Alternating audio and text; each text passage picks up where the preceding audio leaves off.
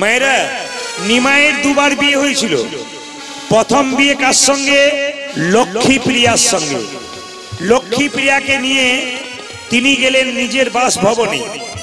সেখানে সাপে কেটে লক্ষ্মীপ্রিয়া মারা গেল। মায়েরা, আগে কিন্তু নিমাই হরিনাম যারা করত তাদের বিরোধী ছিল। যারা হরিনাম করত, গঙ্গায় স্নান করত, ধরুন একটা শিবলিঙ্গ করে কোন সাধু বাবা ধ্যান করছে বা কোন বৈষ্ণব ধ্যান করছে শিবের, চোখটা মুজে নিমাই কিন্তু শিবলিঙ্গটাকে নিয়ে পালিয়ে যেত। স্নান করলে লোককে জল ছিটিয়ে দিত, হরিনাম করলে বাধা দিত। তিনি যে ভগবান তা আমরা জানতে পারলাম কখন? তাকিয়ে দেখবেন, যখন পিতা মারা গেলেন, নিমাইয়ের মায়ের কটা, আচ্ছা নিমাইরা ক ভাই ক বোন? 8টা মেয়ে মারা গেল সচিমাতা। 8টে মেয়ে মারা যাবার পর একটা ছেলে জন্ম নিল, তার নাম হলো বিশ্বম্ভর। তিনি কি করলেন? তিনি 16 বছর বয়সে সন্ন্যাস নিয়ে চলে গেলেন। যাতে নিমাই সন্ন্যাস নিতে না পারে, পড়াশোনা না করতে পারে, তার জন্য তাকে পড়াশোনা বন্ধ করে দিলেন। কিন্তু নিমাইয়ের যত দুষ্টুমি দেখছে, তত বাবা তাকে টোলে ভর্তি করে দিলেন। এত বড় পণ্ডিত হলেন তিনি, কেশব কাশ্মীরিকে পর্যন্ত পরাস্ত করলেন। সমস্ত যারা পণ্ডিত ছিলেন সব মহাপ্রভুর কাছে নত হয়ে গেলেন মহাপ্রভুর বিদ্যার জন্য।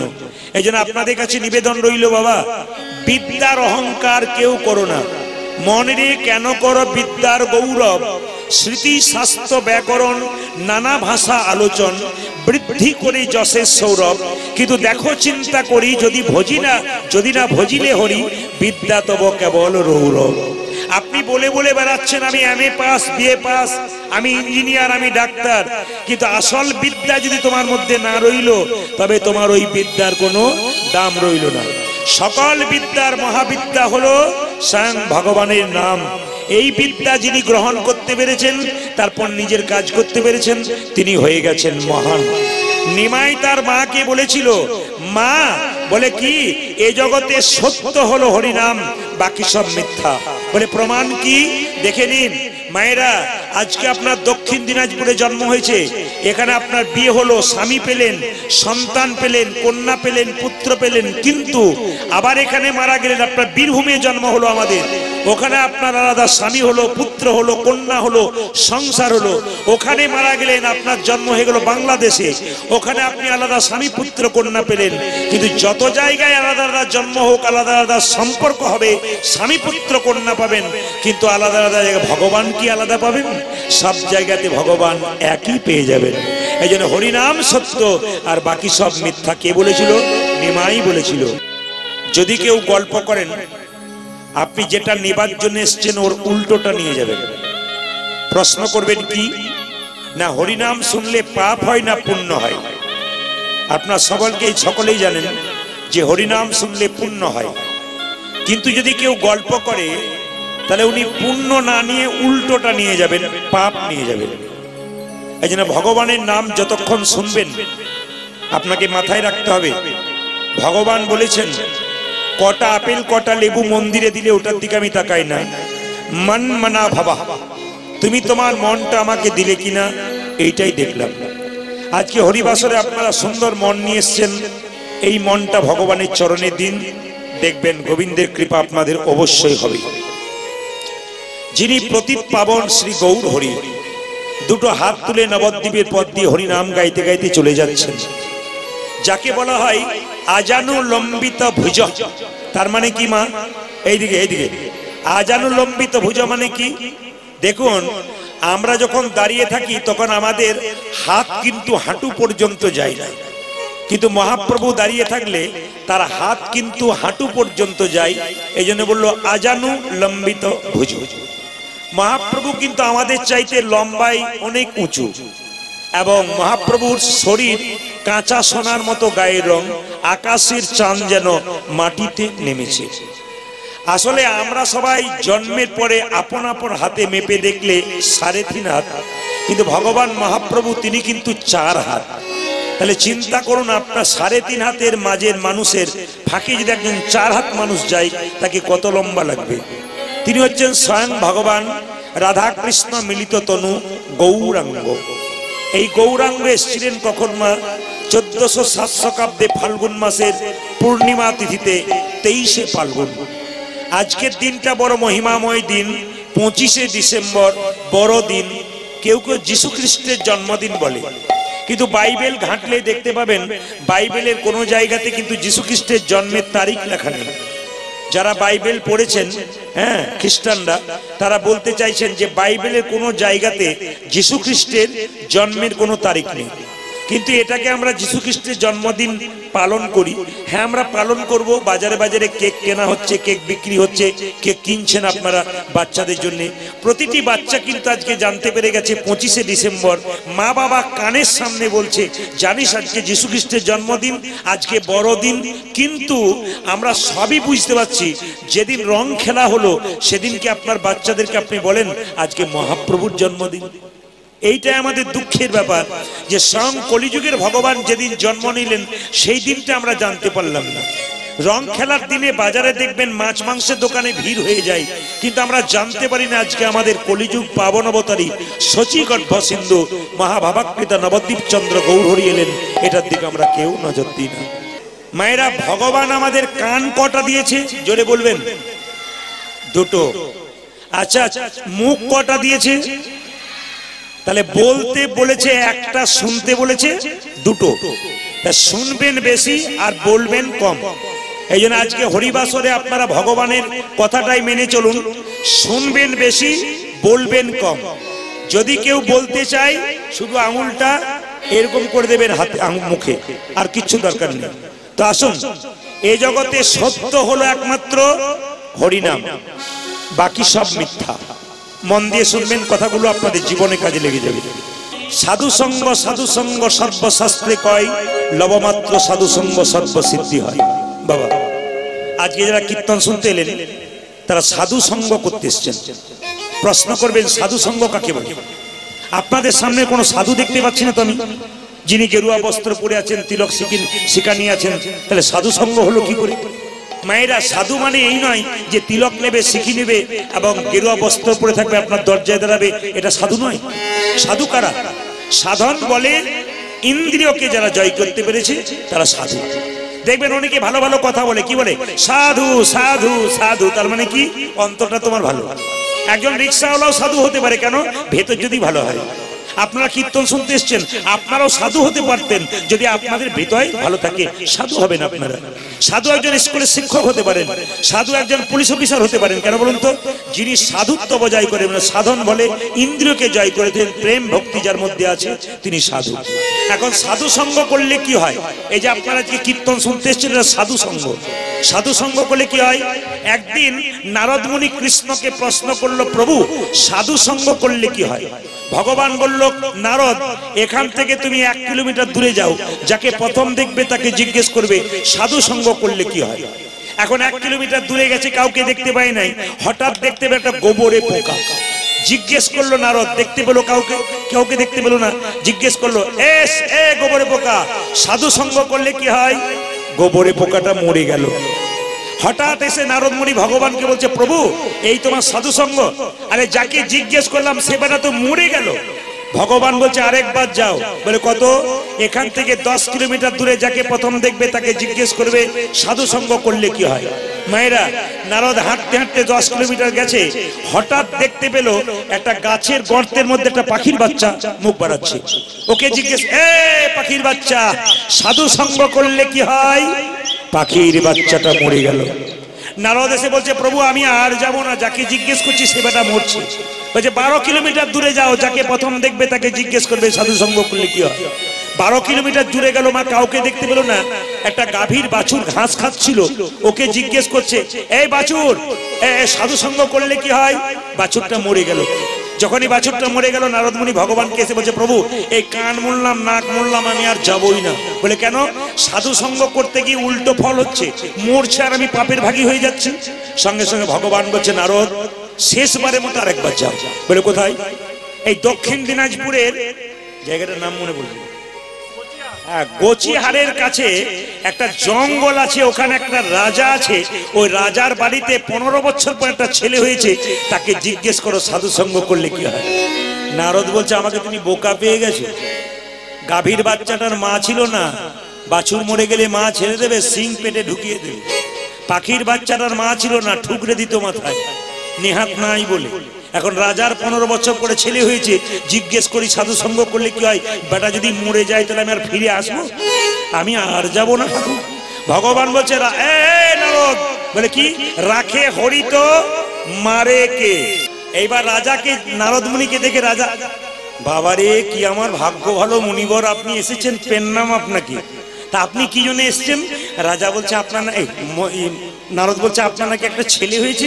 বলে একটা মানে 15 বছর পরে সাধ্যি সাধনা করে আমি একটা ছেলে পেয়েছি। নারদ বলল একটি প্রশ্ন করতাম আপনার ছেলেকে। সঙ্গে সঙ্গে রাজা বলছে একটি মানে তুমি 10টা করতে পারো। সঙ্গে সঙ্গে নারদ বলছে যে বাড়িতে প্রশ্ন করব তার পেছন দিকে দরজা আছে তো? কিছু বুঝলেন? যে বাড়িতে প্রশ্ন করবো তার পেছন দিকে দরজা আছে? বলছে একটা মানে 3টে আছে। নারদ বলছে তাহলে বাঁচার উপায়ও আছে। এখন লক্ষ্য করুন এরা, বাচ্চা শুয়ে আছে আর নারদ এক পা বাইরে এক পা ভেতরে। এ খোকা, সাধু সঙ্গ করলে কি হয়? বাচ্চা বলে উঠলো দাঁড়াও। নারদ চমকে উঠলো, বেটা মরে গেছে না ভূত হয়ে বলছে। ছোট্ট ছেলে বলল শোনো নারদ মুনি, সাধু সঙ্গ করলে কি হয়? প্রথমে ছিলাম গোবরে পোকা, তোমার মতো সাধু সঙ্গ করে হলাম আমি পাখির বাচ্চা। পাখির বাচ্চা তার মানে কি জন্মটার উন্নতি হচ্ছে, গোবরে পোকা থেকে পাখির বাচ্চা সাধু সঙ্গের জন্য। তারপর তোমার মতো সাধু সঙ্গ করে পাখির বাচ্চা থেকে হলাম আমি রাজা, গাভীর বাচ্চা। তারপর তোমার মতো সাধু সঙ্গ করে গাভীর বাচ্চা থেকে হলাম আমি রাজার ঘরের বাচ্চা। রাজার ঘরে বাচ্চা। এই জগতে যে জন হরি বাসরে এসে হরি নাম সংকীর্তন শোনে, সে তো যেমন তেমন ঘরের সন্তান হয় না, পৃথিবীর রাজা ভগবান শ্রীকৃষ্ণের সন্তান হয়ে যায়। নারী যদি নারীর মতো হয়, পুরুষ ওপরে ওঠে। আস্তে এদিকে, আমার একটাই বাক্য, একটাই বক্তব্য তাদের প্রতি। কীর্তন চলাকালীন আপনার বাচ্চাকে সজাগ করুন, আপনি নিজে সজাগ হন। আমি 3 ঘন্টা থাকার সময় যে কথাগুলো বলে যাব, ওগুলো যদি 10টার মধ্যে 5টা আপনি নিতে পারেন, জীবনে ব্যবহার করতে পারেন, আপনার জীবন সুন্দর হবে। মন দিয়ে শ্রবণ করুন। লীলাটির নাম কি? বিল্লমঙ্গল ঠাকুর চিন্তামণিকে ভালোবেসেছিল, পতিতা মেয়েকে গোবিন্দ পেয়েছিল। আপনারা সবাই শুনে নিন। নারী যদি নারীর মতো হয়, পুরুষ ওপরে ওঠে। নারী যদি আনারী হয়, পুরুষ নিচে নেমে যায়। নারী ছিল চিন্তামণি, নারী ছিল চিন্তামণি। বিল্লমঙ্গলকে কৃষ্ণচরণ পাইয়ে দিয়েছিল, কৃষ্ণচরণ পাইয়ে দিয়েছিল। নারী ছিল পদ্মাবতী, জয়দেব গোবিন্দের কৃপা পেয়েছিল, জয়দেব গোবিন্দের কৃপা পেয়েছিল। নারী ছিল রামী রজকিনীর মেয়ে, চণ্ডীদাসকে পদকর্তা তৈরি করেছিল, চণ্ডীদাসকে পদকর্তা তৈরি করেছিল। নারী ছিল রামকৃষ্ণদেবের স্ত্রী সারদা মা, যার জন্য রামকৃষ্ণদেব পরমহংস হয়েছিল। মেয়েরা মন দিয়ে শুনবেন, নারীর একটা বিরাট ভূমিকা আছে। আজকে আমি প্রত্যেকটি জেলায় জেলায়, রাজ্যে রাজ্যে, আগামীতে বিদেশে যাব, কিন্তু দেখতে পাচ্ছি পুরুষ মানুষ তো কীর্তন শুনছে, আমার মায়েদের সংখ্যা দিনের পর দিন বাড়ছে। প্রত্যেকটি হরিবাসরে মায়েদের সংখ্যা বাড়ছে। আপনারা জেনে নিন, কোন পুরুষ যদি হরিনামে মতি না থাকে, তার স্ত্রী যদি হরিনামে মতি থাকে, পুরুষকে ওই রাস্তায় আনবেই। দেখে নেবেন আপনারা, কোন পুরুষ যদি বলে আমি হরি বলবো না, কীর্তন করবো না, একাদশী করবো না, তার স্ত্রী যদি করে, 100% তার পুরুষ, তার স্বামী তার রাস্তায় আসতে বাধ্য। কিন্তু কোন নারী যদি একবার ডেকে বসে আমি করবো না তুমি করো গা, সেই নারীকে সোজা পথে আনা বড় কঠিন ব্যাপার। ওই জন্য মায়েরা, নারী আনারই যেন না হয়, নারী নারীর মতো হয়। জেনে নিন, এইটা হচ্ছে কোচবিহার জায়গাটা হচ্ছে দক্ষিণ দিনাজপুর। আমি যে জায়গার কথা বলবো দক্ষিণ দেশের একটা গ্রাম, আপনারা সবাই মনে রাখবেন, আমি মাঝে মাঝে জিজ্ঞেস করব। গ্রামটার নাম হচ্ছে কৃষ্ণবেন্না গ্রাম। ওই গ্রামের পাশ দিয়ে একটা নদী যাচ্ছে, ওই নদীটার নাম কৃষ্ণবেন্না গ্রাম নদী। মায়েরা, গ্রামটার নাম কৃষ্ণবেন্না, পাশে নদী যাচ্ছে, নদীটার নাম কৃষ্ণবেন্না নদী। ওই গ্রামে একজন ব্রাহ্মণ বাস করত, তার নাম শিব শঙ্কর ঠাকুর, আর তার স্ত্রীর নাম ভবানী দেবী। মায়েরা, গাড়ি বাড়ি টাকা পয়সা ধন দৌলত সব থাকবে, একটা জিনিস যদি না থাকে, মেয়েদের মনে কোনোদিন শান্তি থাকে না। আপনারা বুঝতে পেরেছেন নিশ্চয়ই। বলুন তো কি? যদি কোনো মায়ের কোলে সন্তান না থাকে, যেমন দেখবেন যে মাঠে চাষ হয় না সেই জমিতে যেমন কেউ তাকায় না, যার গর্ভে সন্তান হয় না মানুষ তার দিকে ভালো করে তাকায় না। ভবানী দেবী কত দেব মন্দিরে গেছে, একটা সন্তানের জন্য পাই নাই। একদিন চিৎকার করে বলে উঠলো তার স্বামীকে, স্বামী এত মন্দিরে গেলাম কিন্তু ভগবানের কৃপা পেলাম না। পাড়ার একটা মেয়ে বললো, এক কাজ কর ভবানী, বলে কি, সোমবার দিন যে দেবতার পুজো হয় সেই দেবতাকে পুজো কর। মায়েরা বলবেন, দাদা ভাইরা বলবেন, সোমবার দিন কোন দেবতার পুজো হয়? কালী ঠাকুরের। হ্যাঁ, আমি কি কিছু ভুল বলে ফেললাম না? কালী ঠাকুরের। কি ঠাকুরের? ও মহাদেবের। আচ্ছা, আমার মাথাতে ছিল না, মাঝে মাঝে ভুল হয়ে যায়, ঠিক করে নেব। আচ্ছা, সোমবার দিন মায়েরা বাবা ভোলার পুজো হয়। এই দিকে তাকান, সোমবার দিনটা বাবার কি দিন? জোরে বলুন। জন্মদিন। ওই দিন যদি কোনো ছেলে জন্ম নেয়, নাম রাখে শিব শঙ্কর, নাম রাখে সোমনাথ। কিন্তু লক্ষ্য করুন, সেই দিন ভবানী দেবী গলায় কাপড়টা নিয়ে, এইদিকে তাকাবেন, ভগবান শিবের আরেক নাম আশুতোষ। কেন? অল্পতেই সন্তোষ। আপনি গঙ্গা জল দেবেন তাও খুশি, বেল পাতা দেবেন তাও খুশি, ফুল দেবেন তাও খুশি, হ্যান্ড পাম্পের জল দেবেন তাও বাবা খুশি, অল্পতে সন্তোষ। ওনার নাম আশুতোষ। জয় বাবা ভোলানাথ কি, জয় বাবা ভোলানাথ কি। এখানে একটু শিক্ষার বিষয় আছে। সোমবার দিন আপনারা বাবা শিবের মাথায় বা শিবলিঙ্গে বেল পাতা দেন, ঠিক না ভুল? জোরে বলুন। ঠিক। আচ্ছা, কিন্তু সবচাইতে আশ্চর্যের ব্যাপার, সোমবার দিন বেলপাতা তুলতে নাই। যদি কোনো ব্যক্তি সোমবার দিন বেলপাতা তুলে সোমবার দিনই বাবা শিবলিঙ্গে দেন, তবে সেই দিন আপনি অন্যায় করলেন। শিবলিঙ্গে বেলপাতা দিতে গেলে আগের দিন তুলতে হবে, 2-4 দিন আগে তুলে রাখতে পারেন, জলে ভিজিয়ে রাখতে পারেন, তারপর দেবেন। সোমবার দিন তোলা যাবে না। 1, 2, আপনারা মা মনসা, মা কালী, সমস্ত দেবদেবীর মন্দির পরিক্রমা করবেন 3 বার। তুলসী মন্দির পরিক্রমা করতে হয় 4 বার, কিন্তু শিবলিঙ্গ পরিক্রমা করতে হয় অর্ধেক বার, মানে হাফ বার। প্রশ্ন করবেন অর্ধেক বার কি করে হয়? আমার দিকে তাকালে আপনারা বুঝতে পারবেন যে শিবলিঙ্গে অর্ধেক বার পরিক্রমা কিরকম। ধরুন শিবলিঙ্গের যে জলটা যাচ্ছে, এখানে জল ঢালছেন, জল দেওয়ার একটা পথ আছে, কিন্তু আপনি এখান থেকে এতটা এলেন, আবার ঘুরলেন, কিন্তু আপনি কি করলেন? চারিদিকে ঘুরে দিলেন না। এইখান থেকে এতটা এলেন, আবার এখান থেকে এতটা, কিন্তু ঘুরলেন না। যদি গোটাই ঘুরে দেন তাহলে পুরো পরিক্রমা হয়ে যাবে। অর্ধেকটা, এখান থেকে এতটা, এখান থেকে এতটা। বেলপাতা 3টে দিলে ভালো হয়, 5টা দিলে ভালো হয়। সবসময় বাবাকে বেলপাতা দেবেন, তখন মাথায় রাখবেন যেন বিজোড় হয়, জোর যেন না হয়।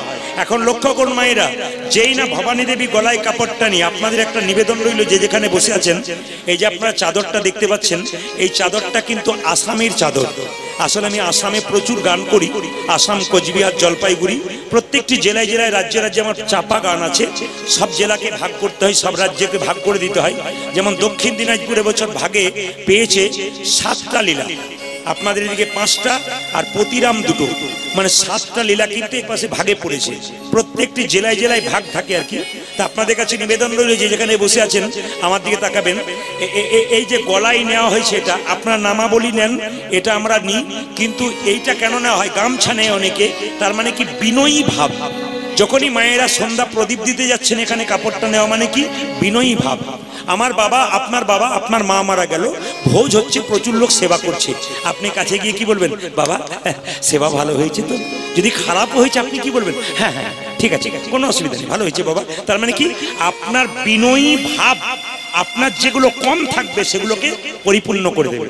যেমন ওনার বিনয়ী ভাব সবকিছুকে পরিপূর্ণ করে দিচ্ছে, সেরকম বিনয়ী ভাব করতে গেলে গলায় কাপড়টা এরকম করে নিতে হয়। পুরুষ মানুষের গামছা নিতে হয়, এটা নিতে হয়, কিংবা কোনো একটা নামাবলী নিতে হয়।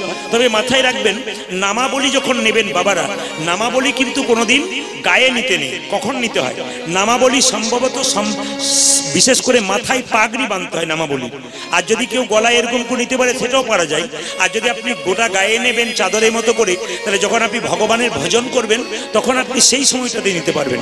বাকি সময় কিন্তু মাথায় নামাবলী বেঁধে যেতে হয়। এই নিয়মগুলো আপনাদের জানতে হয়। ভবানী দেবী যেই না মায়েরা বেল পাতাটা দিয়েছে, আঁচলটা পেতেছে, বাবা ভোলানাথের কি কৃপা দেখুন, সঙ্গে সঙ্গে বেল পাতাটা ভবানী দেবীর আঁচলে পড়েছে। সেই দিন থেকে ভবানী দেবীর গর্ভে সন্তান এলো মায়েরা। আর 10 মাস 10 দিন পর যখন সন্তানটা জন্ম নেবে, একটা কথা বলে যায়, মায়েদের পেটে বাচ্চা থাকলে কিছু নিয়ম পালন করলে কৃষ্ণ ভক্ত সন্তান হয়। আজকালকার মায়েরা অনেক নিয়ম পালন করে, অনেকে করে না। যারা ভালো নিয়ম পালন করছে তারা কৃষ্ণ ভক্ত সন্তানের জন্ম দিচ্ছে, সেই সন্তান হরিবাসরে কীর্তন শুনতে পাচ্ছে। আর যারা নিয়ম পালন করছে না, সেই সন্তানগুলো অন্য রকমের সন্তান হয়ে যাচ্ছে। আপনাদের কাছে নিবেদন রইল, ভবানী দেবী গর্ভে সন্তানটা জন্ম নিল 10 মাস 10 দিন পর। পদকর্তা বলল, দেখো দেখো, বেলপাতা মাথায় দিয়েছে, শিবলিঙ্গে দিয়েছে, বেলপাতার থেকে বিল্লমঙ্গল পেয়েছে, নাম রাখলো বিল্লমঙ্গল। বাচ্চা জন্ম নিলে মুখে কি দিতে হয় জোরে বলুন? নিম পাতা। বাচ্চা জন্ম নিলে মুখে কি দিন? আপনারা জোরে বলবেন, কিন্তু আপনাদের নিয়ম আলাদা থাকতে পারে। মধু। আচ্ছা মায়েরা হাত তুলে বলবেন, যারা বাচ্চাকে মুখে মধু দিন, আপনাদের মনে বিশ্বাস আছে যে মধু দিলে বাচ্চা মিঠা মিঠা কথা বলবে, তাই তো? হাত তুলে বলুন তো, কার বাচ্চা বড় হয়ে মিষ্টি কথা বলছে? যত বড় হচ্ছে মা কোনো কথা বললে চুপ করো, খালি চুপ করো, এই তো হচ্ছে ব্যাপার। তাহলে আপনারা প্রশ্ন করবেন, প্রদীপ বাবু এই মধুটা কেন দেওয়া হয়? এই দিকে তাকাবেন, মধুটা কেন দেওয়া হয় জেনে নিন আপনারা। ডাক্তার বাবু বলছে, কোনো বাচ্চা জন্ম নিয়ে যদি কান্নাকাটি না করে, নার্সিং হোমে হসপিটালে দেখবেন বাচ্চাকে থাপ্পড় মেরে মেরে কান্না করায়। যে বাচ্চা জন্ম নিয়ে কান্নাকাটি করে না, ও বাচ্চা সুস্থ বাচ্চা নয়, অসুস্থ বাচ্চা। এইবার দেখুন, বাচ্চা জন্ম নিয়ে মায়ের দুধ পান করতে পারে না, তখন বাচ্চা খুব কান্নাকাটি করে, বাচ্চার কান্না বন্ধ করার জন্য মুখে মধু দেয়, মিষ্টি কথা বলার জন্য নয়। প্রশ্ন করবেন, তাহলে মধু দেওয়ার নিয়ম কখন? আপনারা যেটা করেছেন সেটা নয়।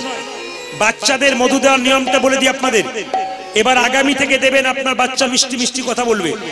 আমি আগে বইটা রেফারেন্স দিই। বইটার নাম হচ্ছে হিন্দু ধর্ম কি এবং কেন। বইটার লেখক হচ্ছে লোকনাথ কবিরাজ। ভালো করে খুলে দেখবেন, পরিষ্কার করে লেখা আছে, আমি বলি নাই, বইটাতে লেখা আছে। কি লেখা আছে? যে কোনো বাচ্চা জন্ম নেবার পর কদিন পরে অসহজ গৃহ থেকে নিয়ে যাওয়া হয় জোরে বলুন? 42 দিন পর। 42 দিন পর। কতদিন পর?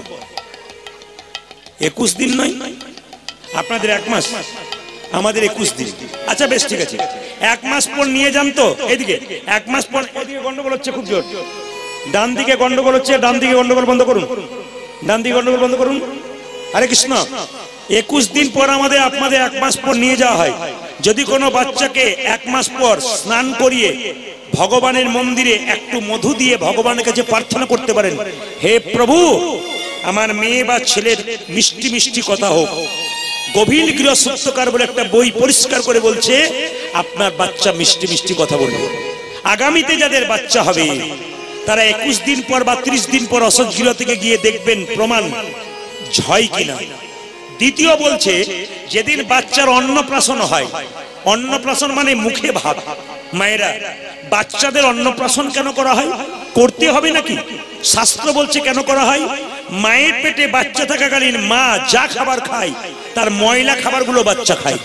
ওই মলিন ময়লা খাবারগুলো খেতে খেতে মুখটা অশুদ্ধ হয়ে যায়। ভগবানের প্রসাদ দিয়ে মুখটাকে শুদ্ধ করে অন্নপ্রাশন করা হয়। ওই অন্নপ্রাশনের আগে যদি মধু দিয়ে ভগবানের কাছে প্রার্থনা করতে পারেন, প্রসাদটা দেবার আগে, প্রভু আমার ছেলের যাতে মিষ্টি মিষ্টি কথা হয়, শাস্ত্র বলছে আপনার ছেলে মিষ্টি মিষ্টি কথা বলবে। এবার ছেলে তো হলো, নাম রাখলো বিল্লমঙ্গল। আপনাদের সামনে আমার প্রদীপ পাল একটা নিবেদন রইল, ছেলে মেয়ের নাম ভগবানের নামের সঙ্গে রাখুন, ছেলে মেয়ের নাম মহাপুরুষের নামের সঙ্গে রাখুন, ছেলে মেয়ের নাম বিদ্যাসাগর রাখুন, ছেলের নাম। মেয়ের নাম বিষ্ণুপ্রিয়া রাখুন, মেয়ের নাম লক্ষ্মীপ্রিয়া রাখুন, মেয়ের নাম রাধারানী রাখুন, মেয়ের নাম আরো সুন্দর সুন্দর ভগবানের দেবদেবীর নাম যে আছে, দুর্গা রাখুন, সরস্বতী রাখুন, লক্ষ্মী রাখুন। এখন তো সব সিরিয়াল দেখে নাম রাখছে। নাম রাখছে কি? বিউটি আর সুইটি। আচ্ছা, হ্যাঁ, বাঁ দিকে তালি পড়েছে বলে বিউটি আর সুইটি। আসলে বিউটি সুইটি কম বয়সে ভালো। যখন বিউটি 60 বছর বয়স হবে, দাঁত পড়ে যাবে, চুল পেকে যাবে, তখন যদি বলা হয় বিউটি, ওর আর বিউটি থাকবে?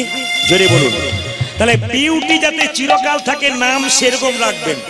এইদিকে ছেলেদের নাম কৃষ্ণ, বিষ্ণু, নারায়ণ। আপনারা চিৎকার করবেন নাকি? ছেলেদের নাম নারায়ণ, বিষ্ণু, কৃষ্ণ রাখা যায়। অজামিল চরিত্রহীন চোর, মাতাল ডাক্তার কি ছিল? চোর, মাতাল ছিল, ডাকাত ছিল। ছেলের নাম কি রেখেছিল? তার স্ত্রী নাম রেখেছিল কি? নারায়ণ। একদিন অজামিল যখন মরে গেল, নারায়ণের নাম করতে করতে মরল। ছেলের নাম নারায়ণ। একদিন অজামিল কোথায় গেল? বিষ্ণু লোকে গেল। আপনাদের কাছে নিবেদন, ছেলের নাম কৃষ্ণ, বিষ্ণু, নারায়ণ ডাকবেন। ছেলেকে 5 বার ডাকবেন, 4 বার ভালোভাবে ডাকবেন, 1 বার গাল দেবেন, তাতে ক্ষতি নেই। 4 বার তো কৃষ্ণ বলে ডাকছেন। তবে কিছু মনে করবেন না মায়েরা, আপনাদের দক্ষিণ দিনাজপুরে নয়, একটা জায়গাতে কয়েকদিন আগে গান করছিলাম। একটা বাড়িতে 5টা ছেলে খুব চিৎকার করছে, আমরা ঘুমাচ্ছি। এ বাইরে গিয়ে বলছে, দাদা এ কার ছেলে পাড়া থেকে এসছে, খালি জ্বালাতন করছে, চিৎকার করছে, এটা একটু বাইরে বের করে দিন না। 5টা ছেলে এইরকম এইরকম এইরকম। ভদ্রলোক বলছে, ওগুলো পাড়ার ছেলে নয়, আমার ছেলে। আমি পঞ্চপাণ্ডবের বাপ। আমি মনে মনে ভাবলাম, এক বেটার বাপ হতে গিয়ে কত জ্বালা, আর বেটা কি আনন্দ করে বলছে আমি পঞ্চপাণ্ডবের বাপ। আমি বললাম, দাদা তাহলে নিশ্চয়ই নাম রেখেছেন ভীম, অর্জুন, সহদেব, নকুল, যুধিষ্ঠির নাম রেখেছেন। বলছে, ও নাম কে নাম রাখে? আমি তো ছোট করে নাম রেখেছি, সিরিয়াল দেখে। কি নাম? বড় ছেলে ঝন্টু, মেজ মন্টু, 3 নম্বর নন্টু, 4 আর 5 নাট আর বল্টু। আমি তখন বললাম যে আপনার ওই 3টে ছেলে ঝন্টু, মন্টু, নন্টু কোনো কাজে লাগবে না, কিন্তু দেখবেন নাট বল্টু আপনার কাজে লেগে যাবে। লোকটি বলে, কখন কাজে লাগবে? বলে, এখন বুঝবেন না, বয়স হবে, আপনার পার্টসগুলো ঢিলো হবে শরীরের, নাট বল্টু আপনাকে টাইট দিতে শুরু করবে, সেই দিন বুঝবেন যে আপনার কিরকম ব্যাপার হচ্ছে। এই জন্য আপনাদের কাছে নিবেদন রইল, বাবা নাম এমন রাখবেন যেন নামটা সার্থক হয়। একটা বাচ্চা জন্ম নেওয়ার পর তার কপালে বিধি লিখে দেয়, সুখ না দুঃখ। আপনাদের দক্ষিণ দিনাজপুরে কোচিহার এই জায়গাতে আজ 2টো বাচ্চার জন্ম হলো। একটা বাচ্চা সোনার চামচ মুখে নিয়ে বড় লোকের বাড়িতে জন্ম নিল, একটা বাচ্চা গরিবের বাড়িতে জন্ম নিল। কি এমন কর্ম করেছিল গো, যার জন্য একজন বড় লোকের বাড়িতে জন্ম নিল, একজন গরিবের বাড়িতে জন্ম নিল? কর্ম ফলে জন্ম, কিন্তু জন্মের পরে কেমন কর্ম, তার উপর পরের জন্ম। কেন? লক্ষ্য করুন, দিলীপ বাবু আজকে জন্ম নিয়েছে দরিদ্র পরিবারে, কর্মটা কিন্তু ভালো, পরের জন্মে জন্ম কিন্তু ভালো জায়গায় হবে। আবার কর্মটাকে ধরে রাখতে পারলে জন্ম জন্মান্তর ধরে গোবিন্দের চরণ। একটা বাচ্চা জন্ম নেবার পর বিধি তার কপালে লিখে দেয়, সুখ আছে না দুঃখ আছে। ছেলের নাম কি রাখা হলো মা? জোরে বলুন, বিল্লমঙ্গল ঠাকুর। তার যখন ভাগ্যে লিখে দিল বিধি, তোর যখন 5 বছর বয়স হবে তখন তুই মা হারা হবি। এও মায়েরা, একটা বাচ্চা ছেলে যদি 5 বছর বয়সে মা হারা হয়, তার কি দশা হয়? ছেলেটি যখন 4 বছর বয়স হলো বিল্লমঙ্গলের, তার মায়ের একটা কঠিন রোগ হলো। রোগটার নাম কি? যক্ষা রোগ। খক খক করে কাশে, ফোঁটা ফোঁটা রক্ত পড়ে। বিল্লমঙ্গল মায়ের কোলে চাপতে যায়, মা তখন চিৎকার করে বলে, দূর হয়ে যা হতচ্ছাড়া। বিল্লমঙ্গল চিৎকার করে বলে, মা, অন্য বাচ্চারা মায়ের কোলে চাপতে যায়, মা বাধা দেয় না, আমি তোমার কোলে চাপতে যাই, তুমি আমায় বাধা দাও কেন? তার মা বলে উঠলো, দূর হয়ে যা, তুই আমার সামনে আসবি না।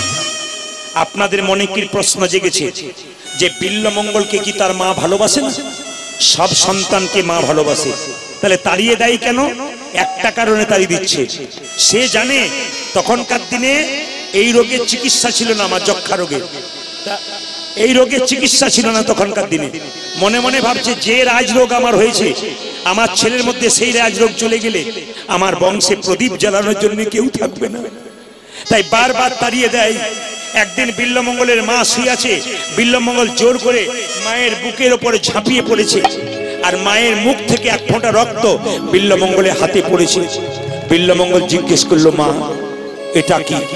মা বলে উঠলো, খোকা এটা পরপারে যাবার নিমন্ত্রণ পত্র। মা তুমি আর বাঁচবে না? বলে, না রে, কোথায় যাবে? পৃথিবীর এমন এক দেশে চলে যাব কেউ খুঁজে পাবে না। ছোট্ট ছেলেটি মায়ের গলা জড়ি ধরে বলল, মা আমিও যাব তোমার সঙ্গে। চুপ কর হতচ্ছাড়া, আমি যাব, তুই কেন যাবি? মায়েরা এই কথা বলতে বলতে এক সময় বিল্লমঙ্গলের মা মারা গেল। বিল্লমঙ্গল আছাড় খেয়ে পড়লো মায়ের বুকের ওপরে। মা গো,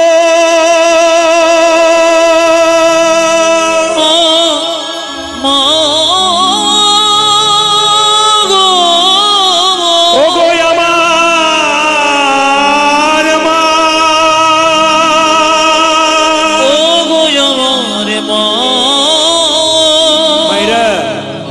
বাঁশের মাচার দোলা করে বিল্লমঙ্গলের মাকে যখন শ্মশানে নিয়ে যাচ্ছে, বিল্লমঙ্গল আছাড় খেয়ে কেঁদে কেঁদে রাস্তায় পড়ে কাঁদছে। পাড়ার মেয়েরা বলে উঠল, বিল্ল কাঁদিস না বাবা, তোর মা মরে গেছে তো কি হবে, আমাকে মা বলবি। আপনাদের এখানে কোনো বাচ্চা মারা গেলে অনেক মা কোলে তুলে কি বলে, তোর মা মরল তো কি হবে, আমাকে মা বলবি। ও তো দুদিনের মা, আসল মা চলে গেলে কি আর সেই মায়ের ভালোবাসা কেউ দিতে পারে? বিল্লমঙ্গল আছাড় খেয়ে পড়ল মা মা বলে। যতজন কীর্তন শুনতে এসছেন তাদের কাছে প্রদীপ পালের বিনীত নিবেদন রইল, ছোট্ট করে আপনাদের বলবো, যারা যারা কীর্তন শুনছেন, মায়ের মতো আপন কেউ হয় না, বাবার মতো আপন কেউ হয় না।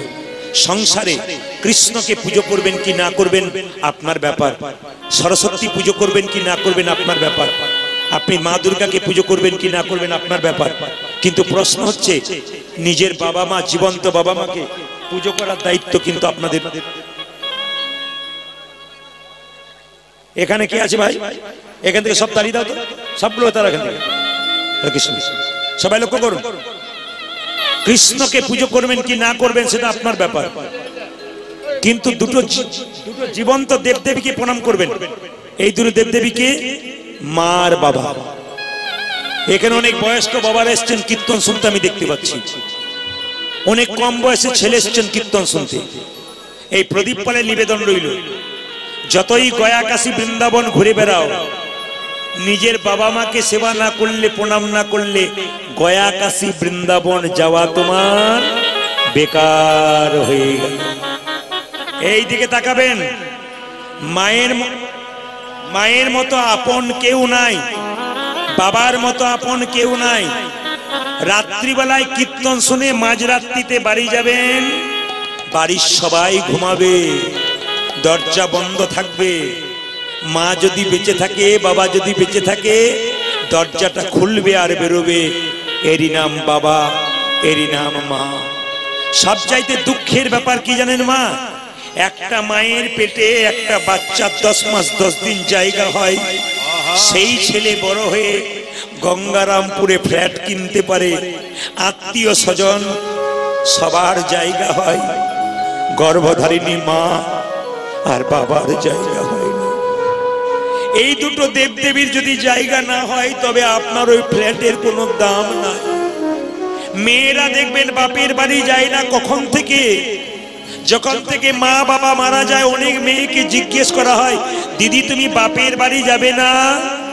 মেয়েটি কেঁদে কেঁদে বলে, দাদা যেতাম কিন্তু আর যাব না। বলে কেন? ভালোবাসার মানুষ দুটো নাই, আর আমি কার কাছে গিয়ে দাঁড়াবো? কে আমায় আদর করে জড়িয়ে ধরবে? আমার মা বাবা। মায়ের মতো আপন আর কেউ হয় না। মা অঙ্ক বোঝে না গো। ছেলে বলছে মা অঙ্ক বোঝে না। ছেলে খেতে পারে দুটো রুটি, মা 4টে দিয়ে দেয়। তখন ছেলে বলে, মা তুমি অঙ্ক বোঝো না, 4টে রুটি দিয়ে দিচ্ছ। মা তখন কেঁদে কেঁদে বলে, না খেলে তো শরীর থাকবে কি করে, খা। ছেলে যখন কলেজে যায়, তখন মা তার পকেটে 20 টাকা দরকার, 50 টাকা ভরে দেয়। মা তখন বলে, ছেলে তখন বলে, মা তুমি অঙ্ক বোঝো না, আমার 20 টাকা দরকার, 50 টাকা দিচ্ছ কেন? মাঝ রাস্তায় যদি খিদে পেয়ে যায়, খাবি কি? টাকাটা পকেটে দাও। মায়ের মতো আপন কেউ হয়। আপনাদের কাছে নিবেদন রইল বাবা, যে যেখানে বসে আছেন মন দিয়ে শুনবেন। দুর্গার অষ্টমীর দিনে পুষ্পাঞ্জলি দিতে যাচ্ছেন মাকে।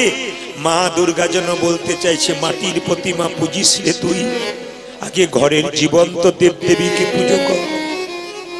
শ্রাবণ মাসে শিব ঠাকুরের শিবলিঙ্গে জল ঢালতে যাচ্ছে কত ছেলে। আমার প্রশ্ন তাদের কাছে, শিবলিঙ্গে তো জল ঢালতে যাচ্ছ, নিজের বাবা যখন গ্রীষ্মকালে কষ্ট করে ও রোদ্রে খেটে বাড়ি এসেছিল, এক গ্লাস জল তার হাতে তুলে দিয়েছিলে তো? এক বালতি জল তার মাথায় দিয়েছিলে তো? তবে শিবলিঙ্গে দেওয়া সার্থক, নইলে শিবলিঙ্গে দেওয়া সার্থক না। মায়ের মতো আপন কেউ হয় না, যার মা কাঁদে তার জগৎ কাঁদে, জগৎ কাঁদে। যার মা কাঁদে তার জগৎ কাঁদে গো। মা কাঁদিত জগৎ কাঁদে গো। মায়ের মতো আপন কেউ হয় না গো। মায়ের মতো আপন কে হয় না গো। মা রান্না করে সবাইকে খাওয়াই, মা বড় মিথ্যাবাদী কেন বলুন তো? মা রান্না করে সবাইকে পেট ভরে খাইয়ে দেয়, ছেলে মেয়ে সবাই খেয়ে চলে যায়। শেষে প্রশ্ন করে, মা তুমি খেয়েছো? মা খাই নাই, তবু বলে তোদের চিন্তা নাই, আমি পেট ভরে খেয়েছি। মা তুমি মিথ্যাবাদী, খাওনি তবু আমাদের মন সান্ত্বনা দেবার জন্য বলো আমি খেয়েছি। মায়ের মতো বাবার মতো আপন কেউ হয় না।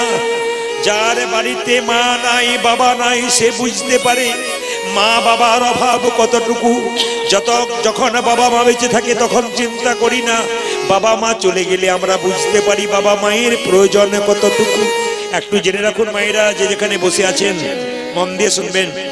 আপনার স্বামী বাইরে যাচ্ছে, সব স্ত্রী কি বলছে, ভাই এখানে কি চলছে? আমার বক্তব্য গ্রিন রুমের কাছে কি চলছে? কোন মাতাল এসছে নাকি? আমার চিন্তা দেখুন তো গ্রিন রুমের কাছে কি চলছে। এত চিৎকার পুলিশ প্রশাসন দিয়ে এগুলোকে সবকে তাড়ুন। এই ডান দিকে এত চিৎকার করছে, মাতাল কয়েকজন এসেছে, খুব চিৎকার করছে এই জায়গাতে। মায়েরা একটু উলুধ্বনি দিন, নিতাই গৌর হরি হরি। মায়ের মতো আপন কেউ হয় না গো। মায়ের মতো আপন কেউ হয় না গো। ছেলে যখন বাইরে যাচ্ছে, স্ত্রী বলছে শুনছো আমার জন্য শাড়ি এনে দিও। মেয়ে বলছে বাবা আমার জন্য মোবাইল এনে দিও। ছেলে বলছে আমার জন্য ঘড়ি এনে দিও। একজন গলায় কাপড় দিয়ে দুগ্গা দুগ্গা বলছে, খোকা তুই সাবধানে যাবি, সময় মতো খেয়ে নিবি। একমাত্র মা ছাড়া পৃথিবীতে কেউ বলতে পারে না, কেউ বলতে পারে না। ভাইরা দাদা ভাইরা যারা কীর্তন শুনছেন শুনবেন মন দিয়ে। পৃথিবীতে যারা মহাপুরুষ বড় বড় জ্ঞানী মানুষ তারা সবাই কিন্তু মা বাবাকে পুজো করে বড় হয়েছে। আপনারা অনুকূল ঠাকুরের নাম শুনেছেন? অনুকূল ঠাকুর এত বড় ঠাকুর, তিনি প্রেমের ঠাকুর। তিনি কিন্তু মায়ের কাছ থেকে দীক্ষা নিয়েছিলেন, মা বাবাকে হৃদয় আসনে বসিয়েছিলেন। বড় হবার মূল মন্ত্র হলো মা। অনেকে প্রশ্ন করবেন, আমার চারতলা গাড়ি আমি মাকে, চারতলা বাড়ি আমি মাকে খেতে দিই না। জেনে নিন ওই বাড়ি আপনার বাড়ি থাকবে কিন্তু জ্বালা হবে, প্রেম থাকবে না, ভক্তি থাকবে না। আর মা বাবাকে ভালোবেসে যেটা কুঁড়ে ঘর হয়, ওর মধ্যে শান্তি পাবেন আপনি। চাণক্য পণ্ডিত, মায়েরা চাণক্য পণ্ডিতের নাম শুনেছেন? যখন চাণক্য পণ্ডিত ছোট ছিল, সামনের দাঁত দুটো, আমার দিকে তাকান, চাণক্য পণ্ডিত যখন ছোট ছিল সামনের দাঁত দুটো খুব বড় ছিল। একজন জ্যোতিষ এসে বলল, এই যে মা, এ তোমার ছেলের দাঁত দুটো বড় গো, লক্ষণ ভালো, তোমার ছেলে রাজা হবে। আচ্ছা বলুন তো মা, যদি কোনো মাকে কেউ বলে তোমার ছেলে রাজা হবে, মায়ের কত আনন্দ হয়। চাণক্যদেবের মা চিৎকার করে বললো, খোকা তুই রাজা হবি রে। বললো কেন মা, কেন রাজা হবো? তো সামনের দাঁত দুটো বড়, লক্ষণ খুব ভালো, তুই রাজা হয়ে যাবি। সঙ্গে সঙ্গে চাণক্যদেব বলল, আমি রাজা হয়ে যাবো? বলে হ্যাঁ, দেখিস বাবা রাজা হয়ে গেলে তুই আমায় ভুলে যাবি না তো? বলছে না, কেন ভুলবো? ওই যে রাজা হয়ে যাবি। ছেলে তখন কি করলো দেখুন, মায়ের কোল থেকে নেমে একটা পাথর এনে দাঁত দুটো ভেঙে দিল। গড় গড় করে রক্ত পড়ছে। মা জিজ্ঞেস করছে, খোকা, বলে কি তুই দাঁত দুটো ভেঙে দিলি? গড় গড় করে রক্ত পড়ছে, কিরকম বিচার তোর? বলছে মা, দাঁত দুটো থাকলে আমি রাজা হব, রাজা হলে তোমায় ভুলে যাব। দাঁত দুটো ভেঙে দিলাম, দাঁত দুটো থাকবে না, রাজা হব না, আমি তোমায় কোনোদিন ভুলেও যাব। বিল্লমঙ্গলের কত বছর বয়সে মা মারা গেল? জোরে বলুন তো, জোরে বলুন, কত বছর বয়সে? 5 বছর। আচ্ছা মায়েরা, একটা ছেলের যদি বাবা মারা যায়, মা দেখবেন টেনে হিঁচড়ে মানুষ করে দেয়, কিন্তু মা যদি মারা যায়, বাবা দেখবেন ছেলেকে মানুষ করতে পারে না। প্রশ্ন করবেন কেন? পাছে লোকে কিছু বলে। আপনি যখন ছেলেকে মারতে যাবেন, পাড়া লোকে কেমন অভদ্র তুমি, হ্যাঁ, সেটার মা মরে গেলে তুমি মারধর করছো। শিব শঙ্কর যখন নিজের ছেলেকে বারবার আঘাত করতে যাচ্ছে, শাসন করতে যাচ্ছে, লোকে বলছে তোমার লজ্জা করে না? সেটার মা মরে গেলে তুমি বারবার তাকে মারধর করছো। পাছে লোকে কিছু বলে মানুষ করতে পারলো না। মায়েরা, একটা ছোট্ট কথা শুনবেন। বাচ্চা ছেলে মানুষ করতে গেলে মূল মন্ত্র শুনে রাখুন। ছোটবেলায় বাচ্চাদের শেখাবেন কি? ঘুম থেকে উঠে মুখ টুক ধুয়ে আপনি বলবেন মন্দিরে প্রণাম কর, 1, 2 দাদু ঠাকুমাকে প্রণাম কর, 3 বাবা মাকে প্রণাম কর। যদি কোনো বাচ্চাকে আপনি শুরু থেকে এটা করতে পারেন, আপনাকে 100% গ্যারান্টি দিলাম আপনার বাচ্চা কৃষ্ণ ভক্ত হচ্ছে। আর আপনার বাচ্চার পিঠে যদি আপনি একটা বিরাট ব্যাগ তুলে দিলেন, আর যদি বলেন পাশের বাড়ির ছেলেটা ফার্স্ট হচ্ছে, তুই কি করছিস? লজ্জা করে না? পড়াশোনা কর, কম্পিউটার কর। না না, আপনি ছেলেকে পড়াশোনা করাবেন, কম্পিউটার করাবেন, সব করাবেন। সকালবেলায় উঠে আপনার বাচ্চাকে মানুষের মতো মানুষ করতে গেলে কিছু কাজ করতে হবে। এটা কে বলেছে? না, আমাদের রামকৃষ্ণ পরমহংসদেব বলেছেন, বাচ্চা ছেলের মনটা কচি বাঁশের মতো, যেদিকে বাঁকাবেন সেদিকে বাঁকবে, বাঁশ মোটা হলে আর বাঁকবে না। এই জন্য বাচ্চাকে ছোট থেকে শিক্ষা দেবেন যেমন, বড়তে কিন্তু সেরকম হবে। দ্বিতীয় বলে দিই, চাণক্য পণ্ডিত বলল, বাচ্চা ছেলের 5 বছর পর্যন্ত কোনো দোষ ধরবে না। বাচ্চা খেলবে, পড়বে, ভাঙবে, কিচ্ছু বলবে না। কিন্তু 5 থেকে 15 বছর পর্যন্ত বাচ্চাকে শাসনের চোখে রাখবে, নইলে ছেলে কিন্তু বিগড়ে যাবে। এই জন্য বলে রাখি, 5 বছর 7 বছরে বাচ্চাদের হাতে মোবাইল দেবেন না, বাচ্চা নষ্ট করে ফেলবেন আপনি। বাচ্চার যখন উপযুক্ত বয়স হবে তবে মোবাইল দেবেন, তবে বাচ্চা কিন্তু ভালো হবে। বাচ্চাকে খেলার মাঠে পাঠান, মোবাইল দিয়ে বাচ্চাকে পুতুল তৈরি করে দেবেন না, বাচ্চা মোবাইলের বশ হয়ে যাবে, আপনার ছেলে মানুষ হবে না। চাণক্যদেব বললেন 5 থেকে 15 পর্যন্ত ছেলে মেয়েকে শাসনের চোখে রাখবেন। আর ছেলে মেয়ের বয়স যখন 16 পেরিয়ে যাবে, পুত্রা মিত্রা বদাচরেত, মানে কি? ছেলে মেয়ের সঙ্গে বন্ধুর মতো ব্যবহার করবেন, ছেলে মেয়ে আপনার ঠিক থাকবে। বিল্লমঙ্গলে যখন 20 বছর বয়স হলো, কতগুলো অসৎ ছেলে বলে উঠলো, এই বিল্ল যাবি? বলে কোথায়? কৃষ্ণবেন্না নদীর ওপারে একটা সুন্দরী মেয়ে এসেছে পতিতালয়ে, নাম তার চিন্তামণি, দেখতে যাবি? চিন্তামণির বয়স 16, বিল্লমঙ্গলের বয়স 20। মনে রাখবেন কথাটা, চিন্তামণির বয়স 16, বিল্লমঙ্গলের বয়স 20। পতিতালয়ে চিন্তামণি থাকে, অসৎ সঙ্গে মিশে বিল্লমঙ্গল যখন পতিতালয়ে গেল, চিন্তামণিকে দেখার সঙ্গে সঙ্গে বিল্লমঙ্গলের প্রেম হয়ে গেল। দুজনের মধ্যে প্রেম হয়ে গেল। এই প্রেম কিন্তু রাস্তাঘাটে স্কুল কলেজের প্রেম নয়, এই প্রেম হলো আধ্যাত্মিক প্রেম। সবাই লক্ষ্য করুন মায়েরা, বিল্লমঙ্গলের কাজ বারবার বিল্লমঙ্গল চিন্তার কাছে যায়।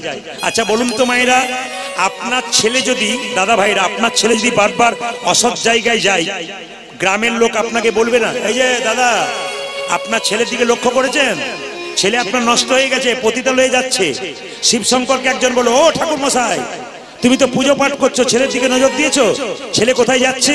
সঙ্গে সঙ্গে শিবশঙ্কর বলল, কি করছে আমার ছেলে? তোমার ছেলে পতিতালয়ে যাচ্ছে।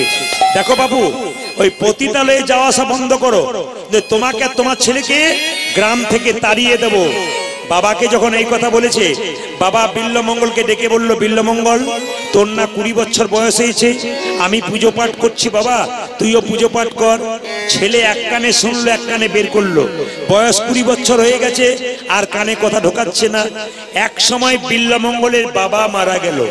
আপনাদের কাছে আমার নিবেদন রইল, ব্রাহ্মণদের কেউ যদি মারা যায়, তবে কদিনে কাজ হয়? জোরে বলুন, শ্রাদ্ধ কাজ কদিনে হয়?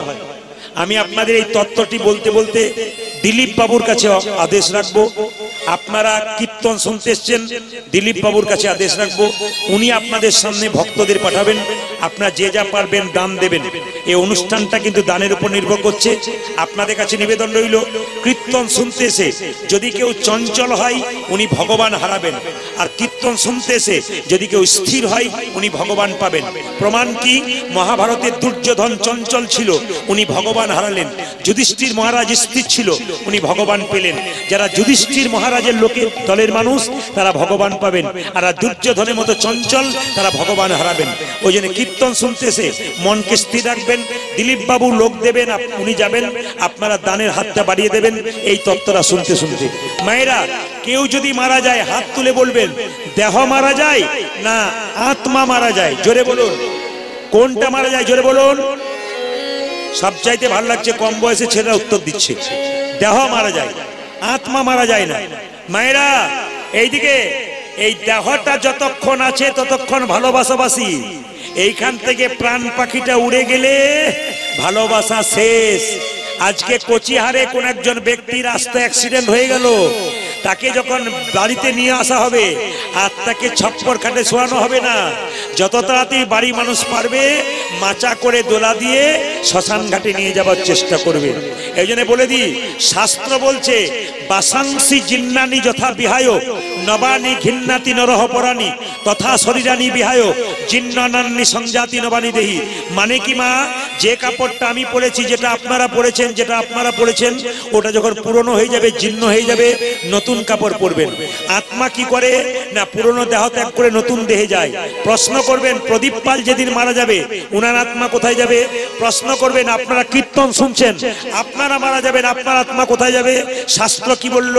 মানুষ কুলে জন্ম নিয়ে যে যেমন কর্ম করবে তার সেরকম জন্ম হবে। জেনে নিন আপনারা, মানুষ কুলে জন্ম নিয়ে যার যেমন কর্ম তার তেমন জন্ম। মানুষ কুলে জন্ম নিয়ে কেউ যদি পশুর মতো কর্ম করে তার পশু কুলে জন্ম হবে।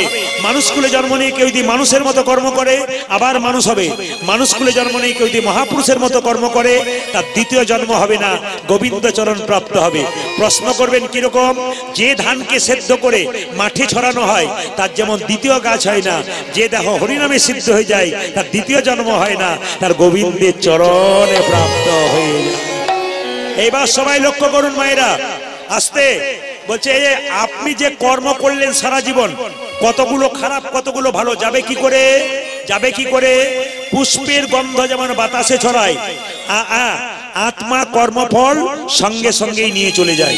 তবে লক্ষ্য করবেন, আপনি মারা গেলেন, আপনি স্বর্গে গেলেন না নরকে গেলেন আপনাকে দেখেই বুঝে নেব। শাস্ত্র কি বললো? আপনি স্বর্গে গেলেন না নরকে গেলেন আপনাকে দেখলেই বোঝা যাবে। কিরকম? যদি কেউ মারা গেছে আপনাদের কোচিহারে আপনারা দেখতে যাবেন, অনেক লোক দেখবেন খুব বিভৎস হয়ে মারা গেছে, চোখটা তাকিয়ে বিভৎস মনে হচ্ছে, ভয়ঙ্কর মনে হচ্ছে, জানবেন উনি নরকে গেলেন। আপনার মৃত্যুর পর আপনি তো ঘুমাচ্ছেন, লোকে বলে না আগো দেখে এলাম যেন ঘুমাচ্ছে, জানবেন ইনি গেলেন স্বর্গে। আর আপনার মুখ যদি বিভৎস ভয়ঙ্কর হয়ে যায়, লোকে এসে বলে দিদি 5 দিন ঘুমাই নাই গো, ভয়ঙ্কর মুখ, জানবেন উনি নরকে গেলেন। জন্ম হোক যথাযথ, কর্ম যদি ভালো হয় আপনার মৃত্যুর সময় আপনাকে দেখে মনে হবে আপনি ঘুমাচ্ছেন। তবে হ্যাঁ, আর একটা কারণ দেখলে বুঝবেন আপনি স্বর্গে গেলেন নরকে গেলেন। দ্বিতীয় কারণটা কি? সবাই শুনে নিন। কেউ যদি মারা যায়, বলো হরি হরি বল বলে শ্মশান ঘাটে নিয়ে যায়, লোকে যদি বলে আহ লোকটা খুব ভালো ছিল গো, খুব কৃষ্ণ ভক্ত ছিল, জানবেন ইনি গেলেন স্বর্গে। আর যদি আপনার মৃত্যুর পর কেউ বলে খুব দুষ্ট ছিল গো, খুব বদমাইশ ছিল, গ্রাম থেকে গেল শান্তি হলো, জানবেন নরকে গেল। ভাগবত বলল আপনার শরীরে 9টা ছিদ্র দিয়ে প্রাণ বেরোয়। আমার দিকে তাকান, গুনে নেবেন। 2টো কান, 2, 2টো চোখ, 4, 2টো নাকের ছিদ্র, নিচে একটা মুখের ছিদ্র, নিচের দিকে 2টো পায়ু এবং উপস্থ। গুনবেন আপনারা মায়েরা, 2টো কান 2, 2টো চোখের ছিদ্র 4, 2টো নাকের ছিদ্র 6, একটা মুখের ছিদ্র 7, নিচের দিকে 2টো প্রস্রাব পায়ুদার। তার মানে কি কি পায়ু উপস্থ, এই 2টো দাঁত।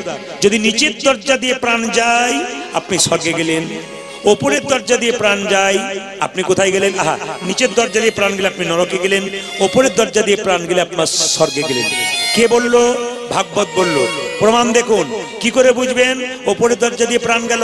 অনেকে মরার সময় দেখবেন তাকিয়ে তাকিয়ে মরে, তার মানে ওনার চোখ দিয়ে প্রাণ গেল। অনেকে দেখবেন মৃত্যুর সময় হা করে মরে, ওনার মুখ দিয়ে প্রাণ গেল। অনেকে মৃত্যুর সময় কানের দিকে লক্ষ্য করবেন, মোটা হয়ে গেছে, খসখস হয়ে গেছে, জানবেন ওই দিকে প্রাণ গেল। অনেকে মৃত্যুর সময় নাকের কোন দেখবেন ফুটোগুলো ফোটা খুব মোটা হয়ে গেছে, খসখস হয়ে গেছে, ওই দিকে প্রাণ গেল। ইনি গেলেন কোথায়? স্বর্গে। কিন্তু কেউ যদি মৃত্যুর সময় প্রস্রাব পায়খানা করে দেয়, ভাগবত বলল 100% উনি যাচ্ছেন নরকে। এই জন্য বলে রাখি বাবা, জন্ম হোক যথাযথা, কর্ম হোক ভালো। বিল্লমঙ্গলে বাবা গেছে মারা, অসুচ অবস্থায় বিল্লমঙ্গল চিন্তার কাছে যায়, কিন্তু চিন্তা কত বড় মানুষ দেখুন, চিন্তা চিৎকার করে বলছে, ঠাকুর তোমার বাবা মারা গেছে অসুচ অবস্থায়, তুমি আমার কাছে আসছো, তোমার লজ্জা করে না? বিল্লমঙ্গল বলুন, চিন্তা ছোটবেলায় আমার মা মারা গেছে, এখন আমার বাবা মারা গেল, আমার আপন বলতে পৃথিবীতে কেউ নাই, তুমি ছাড়া কেউ নাই, তুমি আমার জীবন মরণ সবকিছু, তুমি তো আমার সব। চিন্তামণি বলল, ঠাকুর বাবার শ্রাদ্ধ পালন করতে হয় শান্তি মাথায়, আগামীকাল তোমার বাবার শ্রাদ্ধ, যদি তুমি শ্রাদ্ধ পালন না করে আমার কাছে এসেছো, আমি বিষ খেয়ে আত্মহত্যা করবো। বিল্লমঙ্গল চিন্তার হাত ধরে ধরে, চিন্তা তুমি যদি বিষ খেয়ে মরো, আমিও বিষ খেয়ে মরবো। চিন্তার হাত ধরে ধরে বিল্লমঙ্গল বলল, তুমি চিন্তামণি প্রেমের রমণী, তুমি চিন্তামণি প্রেমের রমণী, তুমি চিন্তামণি প্রেমের রমণী, তুমি চিন্তামণি প্রেমের রমণী, তুমি হও পিতৃ মাতৃ, তুমি চিন্তামণি প্রেমের রমণী, তুমি হও পিতৃ মাতৃ।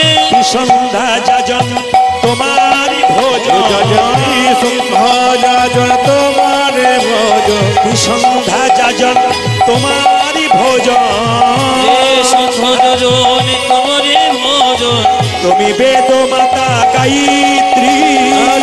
সন্ধ্যা যাজন তোমার ভোজন, তুমি বেদ মাতা গায়ত্রী। ও যে তুমি ছাড়া আর কেউ নাই আমার, তুমি ছাড়া কেউ নয় ও যে তুমি ছাড়া আর কেউ নাই আমার, তুমি ছাড়া কেউ নয় আমার, তুমি আমার পিতৃ মাতৃ, তুমি ছাড়া আর কেউ নাই, তুমি আমার পিতৃ মাতৃ, তুমি ছাড়া আর কেউ নাই, তুমি আমার পিতৃ মাতৃ, তুমি ছাড়া কেউ নয়, তুমি আমার পিতৃ মাতৃ, তুমি ছাড়া কেউ নয়, তুমি ছাড়া কেউ নয় আমার, তুমি বেদ মাতা। মায়েরা এইদিকে তাকান, এইদিকে তাকান। কেউ যদি দিব্যি দিয়ে দেয়, কেউ যদি কোনো কাজে দিব্যি দেয়, মানতে হয়। দিব্যি মানে বুঝতে লক্ষ্য করুন। চিন্তামণি বলল, ঠাকুর আগামীকাল তোমার বাবার শ্রাদ্ধ, আমার মাথায় হাত দিয়ে কথা দাও, আগামীকাল তুমি আসবে না। বিল্লমঙ্গল বলল, তোমার মাথায় হাত দিয়ে কথা দিলাম, কাল আসবো না, যদি এসে পড়ি তুমি যেন মরো না।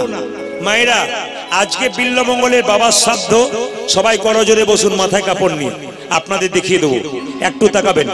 বিল্লমঙ্গলের বাবার শ্রাদ্ধ, মায়েরা হাতে জল নিয়ে আচমন করতে হয়, তাকান আমার দিকে, হাতে জল নিয়ে আচমন করতে হয়। কেন?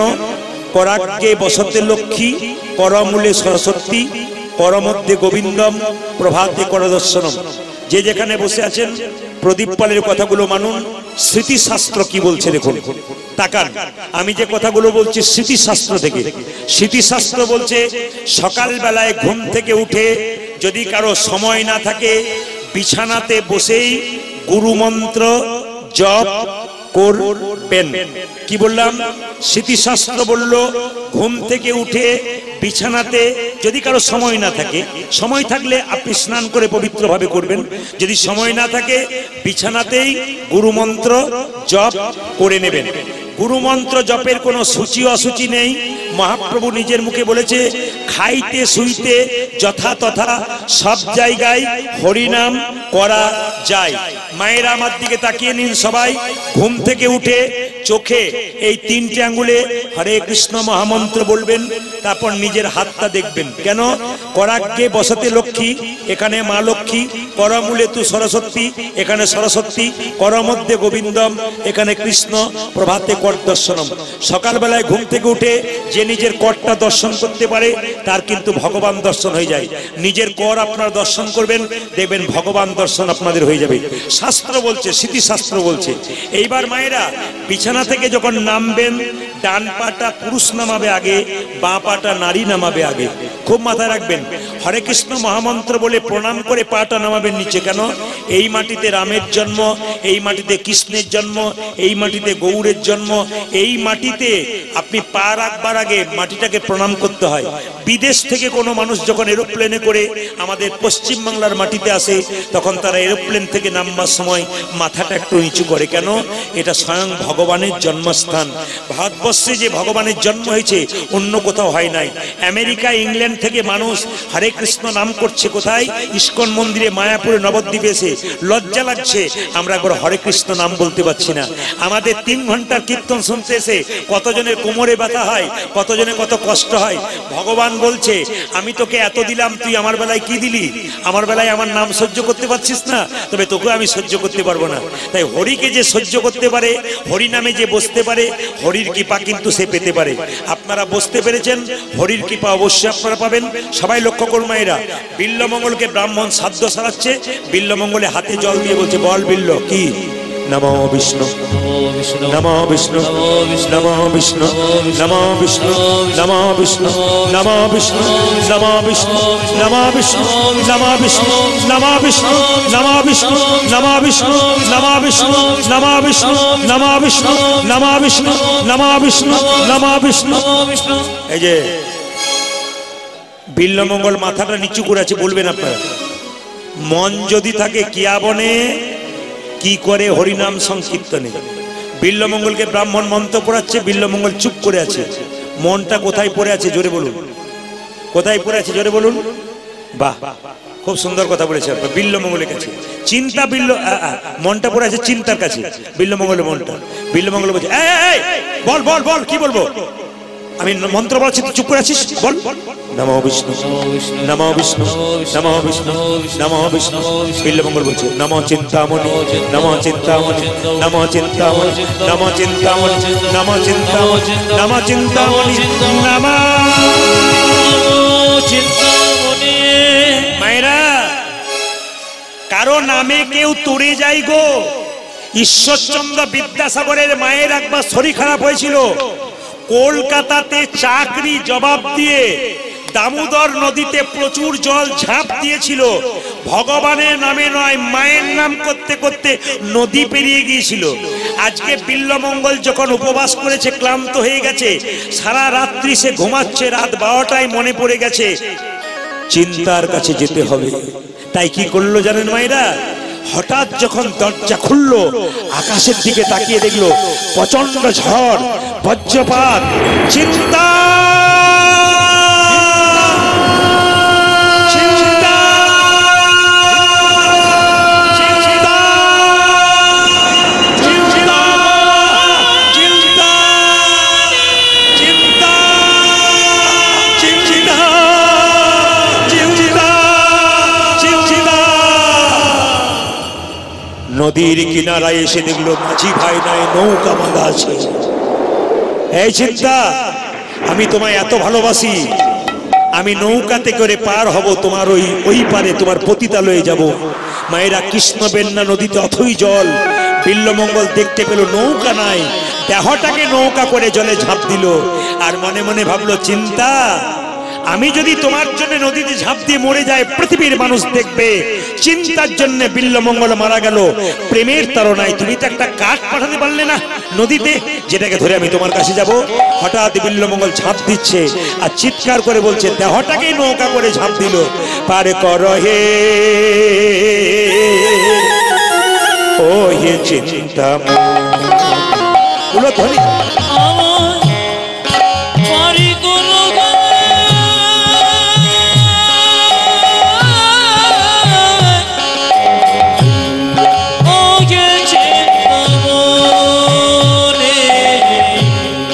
কর হে ও হে চিন্তা। উলধ্বনি মা যেন পেরিয়ে যায় বিল্লমঙ্গল।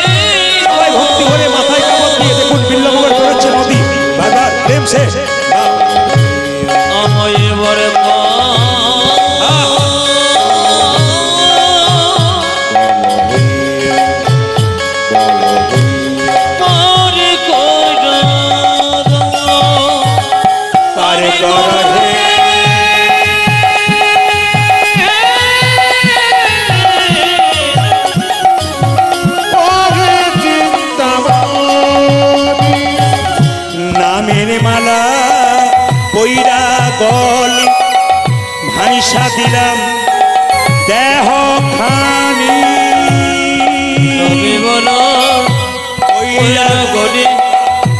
ভাইসা দিলাম দেহ খানি নামের মালা পইরা গলে ভাইসা দিলাম দেহ খানি করগে উলধ্বনি মায়েরা উলধ্বনি বিল্লমঙ্গল নদী বেরোচ্ছে।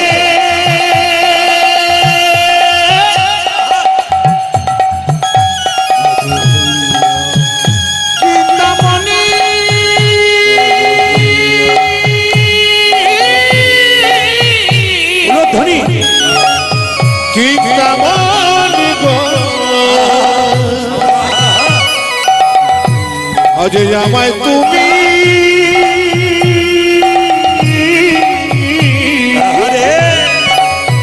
পার করব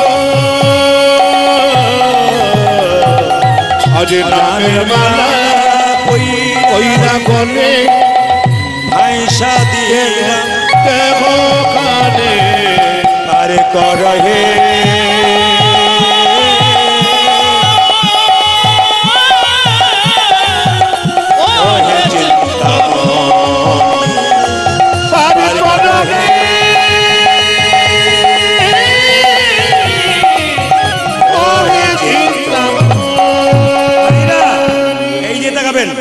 হঠাৎ জলে ভাসতে ভাসতে দেখতে পেয়ে একটা কালো কাঠ ভেসে যাচ্ছে।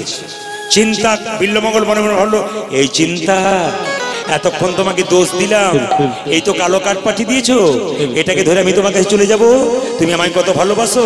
মায়েরা সবাই তাকান, কালো কাঠটাকে ধরে বিল্লমঙ্গল নদী পার হচ্ছে কেমন ভাবে, প্রেমা বেগে লইয়া ডুবাই জল বেগে, প্রেমা বেগে লইয়া ডুবাই জল বেগে, প্রেমা বেগে লইয়া ডুবাই জল বেগে, প্রেমা বেগে লইয়া ডুবাই জল বেগে, ওজে ডুবিতে ভাসিতে আগে সব পাই লইয়া গে, ডুবিতে ভাসিতে আগে সব পাই লইয়া, ওজে ডুবিতে ভাসিতে আগে সব পাই লইয়া, ডুবিতে ভাসিতে আগে সব পাই লইয়া, ভেসে ভেসে চলেছে, ভেসে ভেসে চলেছে, ভেসে ভেসে চলেছে, চিন্তামণির প্রেমে পাগল হয়ে ভেসে ভেসে চলেছে,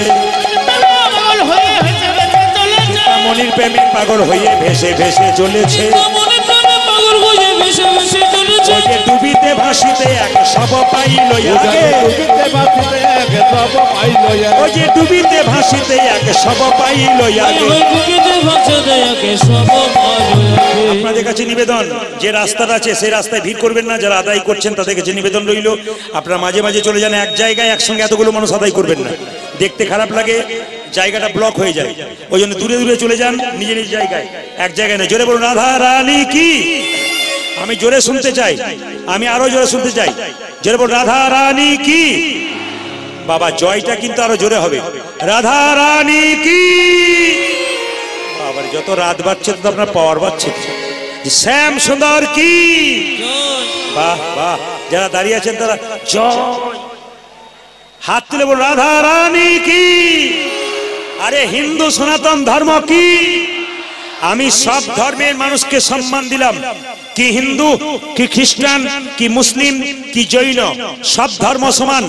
কোন ধর্ম ছোট নয়, কোন ধর্ম বড় নয়। যে নিজের ধর্মকে বড় মনে করে সে পৃথিবীতে কোনোদিন ধর্ম করে না। প্রত্যেকটি ধর্মীয় মানুষকে সম্মান দেওয়া উচিত, প্রত্যেকটি ধর্মীয় জায়গাকে সম্মান দেওয়া উচিত। প্রত্যেকটি মন্দির, প্রত্যেকটি মসজিদ, প্রত্যেকটি চার্চ, প্রত্যেকটি গির্জা, প্রত্যেক জায়গাতে উনি আছেন, আলাদা আলাদা নামে আছেন।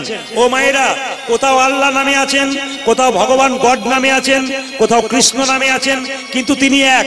আমি কীর্তন করছি, আমি বাবার কাছে ছেলে, কাকার কাছে ভাইপো, মামার কাছে ভাগ্নে, শ্বশুর বাড়িতে জামাই, কিন্তু আমি একজন। মুসলিমদের কাছে ভগবান আল্লাহ, হিন্দুদের কাছে ভগবান কৃষ্ণ, আবার দেখুন ইংরেজদের কাছে গড, তিনি কিন্তু এক। একই পুকুরে তিনটে ঘাট, একটা ঘাটে ইংরেজ জল খাচ্ছে ওয়াটার, হিন্দু জল খাচ্ছে জল, আবার মুসলিম জল খাচ্ছে পানি, কিন্তু তিনি এক। মসজিদের ইট আলাদা নয়, মন্দিরের ইট আলাদা নয়, মসজিদের সিমেন্ট আলাদা নয়, মন্দিরের সিমেন্ট আলাদা নয়, ওরা সব এক। আমরা শুধু বিবাদ করে বেড়াই, বিবাদ নয়, আমরা সুবাদ চাই, আমরা শান্তি চাই। এই শান্তির দূত হিসাবে আপনাদের কাছে বলে রাখি, প্রত্যেকটি ধর্মকে সমানভাবে সম্মান দেবেন। নিজের ধর্মকে কেউ বড় নয়, অপরের ধর্মকে কেউ ছোট নয়। সবাইকে ভালোবাসতে শিখুন, জীবন সুন্দর হবে। জোরে বলুন সনাতন ধর্ম কি? বাহ বাহ বাহ, একটু জোরে হবে, সনাতন ধর্ম কি? আপনারা জয় বলছেন না ভয় বলছেন বুঝতে পারছি, জোরে বলবেন। রাধা রানী কি? শ্যাম সুন্দর কি? এবার আপনারা দেখুন, প্রশ্নের সম্মুখীন হবেন, যিনি উত্তর দিতে পারবেন তিনি পুরস্কার পাবেন। একটা কালো কাঠ ধরে গেল নদীতে, এইবার হঠাৎ যখন চিন্তামণির দরজায় গেল মা, দেখতে পেল কি জানেন? প্রাচীরের গর্তে এক সর্বমুখ দিয়া,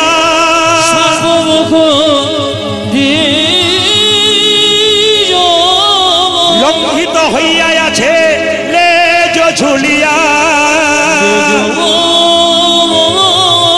ঝুলিয়া। তাকাবেন তাকাবেন, প্রাচীরে দেখতে পেলে একটা কালো দড়ি ঝুলছে, ওই দড়িটাকে ধরে বিল্লমঙ্গল প্রাচীর পার হলো।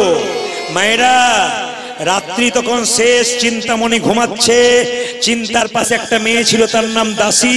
চিন্তামণি বলল, দাসী চোর পড়লো নাকি রে? দেখতো প্রাচীরে কে ঝাঁপালো। দাসী লণ্ঠনে আলোটাকে নিয়ে দেখলো বিল্লমঙ্গল ঠাকুর অন্ধকারে দাঁড়িয়ে আছে। সঙ্গে সঙ্গে বলল দাসী, ঠাকুর তুমি রাত্রিতে এলে কেন? থাকতে পারলাম না, আমার চিন্তা কি করছে? বলে চিন্তা জেগে আছে, বলো না যেন, নইলে বিষ খেয়ে মরে ফেলবে, আমার আসার কথা নয়।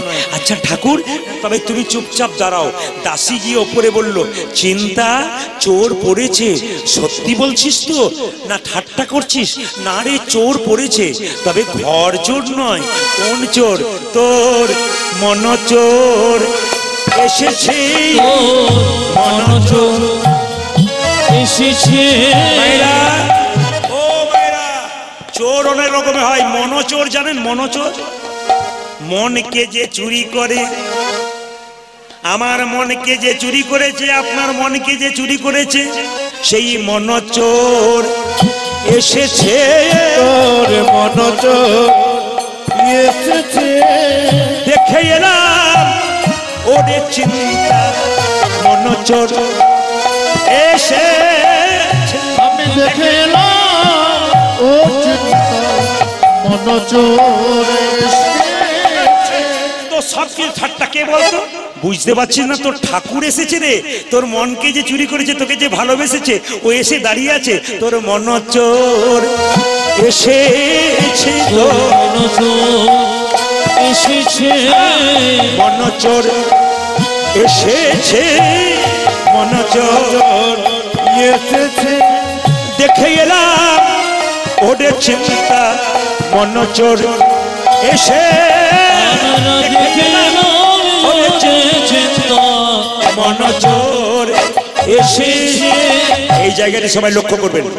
সবার কাছে আমার নিবেদন রইল, আমার দিকে সবাই তাকাবেন। চিন্তামণি নেমে এলো, তাকান আমার দিকে। আচ্ছা বলুন তো, দেখবো কার ক্ষমতা আছে। সত্যি আপনারা জ্ঞানী, কীর্তন শোনেন, দেখবো আপনারা একজন হাত তুলে ওখানে বলবেন, কিন্তু আমি জিজ্ঞেস করব। এতক্ষণ কীর্তন শুনলেন, বিল্লমঙ্গল যে কালো কাঠটা ধরে নদী পার হলো, একজন হাত তুলে বলুন কালো কাঠটা কি? জোরে বলুন, একটু জোরে। মরা। বাহ, ধন্যবাদ আপনাদেরকে। কালো কাঠটা মরা। প্রাচীরের দড়িটা ঝুলে পার হলো, ওই দড়িটা কি? আমার না গাইলেও হতো, না এলেও হতো, আপনারা সব জানেন। আচ্ছা এইদিকে তাকান, মায়েরা এইদিকে তাকান। চিন্তামণি বিল্বমঙ্গলের কাছে এসে বলল, ঠাকুর ঠাকুর কি থাকতে পারলে না? চেষ্টা করেছিলেন, আমি পারলাম না। একদিন ভুলে থাকতে পারলে না? না। কেন থাকতে পারলে না? একদিন ভুলে কেন থাকতে পারলে না?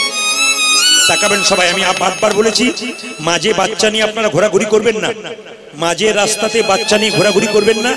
যারা কীর্তন শুনছে তাদের মন দিয়ে কীর্তন শুনতে দিন। এই সমস্ত লীলাগুলো বড় কঠিন, এগুলোকে ব্যাখ্যা করে করে বোঝাতে হয়, একাঙ্ক নাটকের মতো। একজন আসলে দাঁড়িয়ে আপনাদের মাথাতে কথাগুলোকে ঢোকাতে হবে। এই জন্য আপনাদের নিবেদন রইল মাথাকে শান্ত করতে হবে। তাকান আমার দিকে, অভিনয়টা দেখুন। ঠাকুর পারলে না? না পারতাম না। আমায় তুমি এত ভালোবাসো? হ্যাঁ গো, নদী পেরিয়ে এলাম তোমার জন্য, তো পেরিয়ে এলাম। তুমি একটা কালো কাঠপাটি দিয়েছো, ওই জন্য পেরিয়ে এলাম। চিন্তামণি বললো, তোমার মাথা খারাপ হয়ে গেছে নাকি? আমি ঘুমাচ্ছিলাম, কালো কাঠ কোথায়? শোনো শোনো, মিথ্যা কথা বলবে না। তুমি কালো কাঠ ধরেছো বলে তো আমি ছেলেকে ধরে চলে এলাম। প্রাচীর পার হলে কি করে ঠাকুর? কেন গো, একটা দড়ি ঝুলে দিয়েছো, ওই দড়িটাকে ধরে তোমার কাছে এলাম। চিন্তামণি বিল্বমঙ্গলের হাত দুটোকে ধরে বলল, ঠাকুর সত্যি যদি আমায় ভালোবাসো, দেখাও কোথায় রয়েছে সেই দড়ি। দেখতে পেল দড়ি নয় মা, একটা বিষধর সাপ। গর্তের মধ্যে মুখটা লুকিয়ে ছিল, লেজটা বাইরে ছিল। ওটাকে দড়ি ভেবে অন্ধকারে বিল্বমঙ্গল ঝাঁপ দিয়েছে। সাপের দংশন ভুলে গেছে। প্রেম মানে না বাধা, ভালোবাসা মানে না বাধা। পাগলের মতো ছুটে এসেছে বিল্বমঙ্গল। ঠাকুর তুমি যে বললে নদীতে কাঠ পাঠিয়ে দিয়েছি, আমায় দেখাতে পারবে? হ্যাঁ গো, হ্যাঁ দেখাতে পারবো, চলো চলো দেখাই। সকাল হয়ে এসেছে, দেখতে পেল কি জানেন মা? কালো কাঠ নয়, একটা মরা মানুষ। চিন্তামণি বিল্বমঙ্গলের চরণ দুটো ধরে বলল, ঠাকুর এত ভালোবাসা তুমি একটা পতিতা মেয়েকে দিলে কেন? কি পেয়েছো তুমি আমার মধ্যে? আমি কে? আমি যে সামান্য নারী, পতিতালয়ে বাস করি, আমাকে কেন তুমি ভালোবেসে এত পাগল হয়ে গেলে? সঙ্গে সঙ্গে বলে উঠলো, ভালোবাসা যে কি জিনিস তুমি জানো? আমি খুব জানি। তবে ঠাকুর সত্যি যদি আমায় ভালোবাসো, এই ভালোবাসার কথা পৃথিবীর ইতিহাসে লেখা থাকবে। পৃথিবীর প্রতিটি মানুষ জানতে পারবে বিল্বমঙ্গল চিন্তামণির ভালোবাসা। যে ভালোবাসার টানে তুমি আমার কাছে ছুটে এলে। এই দেখো তোমার হাতে রাধা কৃষ্ণের ছবি দিলাম, এই ছবিটাকে নিয়ে তুমি বৃন্দাবনের পথে চলে যাও। যেদিন রাধা কৃষ্ণের চরণ লাভ করবে, সেদিন আমায় ডেকো, আমি তোমার পাশে দাসী হয়ে বসে থাকবো, গোবিন্দের চরণ ভজন করবো। নাও তুমি, নাও তুমি, নাও তুমি কৃষ্ণের ছবি, চলে যাও বৃন্দাবনের পথে। বিল্বমঙ্গল বলল, চিন্তা পাপী মানুষ আমি, কৃষ্ণ নাম করি নাই, যেতে পারবো তো? হ্যাঁ। চিন্তামণি তাকে ঠেলে পাঠিয়ে দিল, আর বিল্বমঙ্গল কৃষ্ণের ছবিটাকে হাতে নিয়ে বৃন্দাবনের পথে যাচ্ছার গাইছে। আমি কোথায় গেলে গেলে পাবো গো দেখা, আমার ঘন শ্যাম, আমার ঘন শ্যাম। উলধ্বনি উলধ্বনি। কোথায় গেলে পাবো গো দেখা, আমায় ঘন শ্যাম, আমায় ঘন শ্যাম। কোথায় গেলে পাবো গো দেখা, আমার ঘন শ্যাম, আমার ঘন শ্যাম। উলধ্বনি উলধ্বনি উলধ্বনি। কোথায় গেলে পাবো গো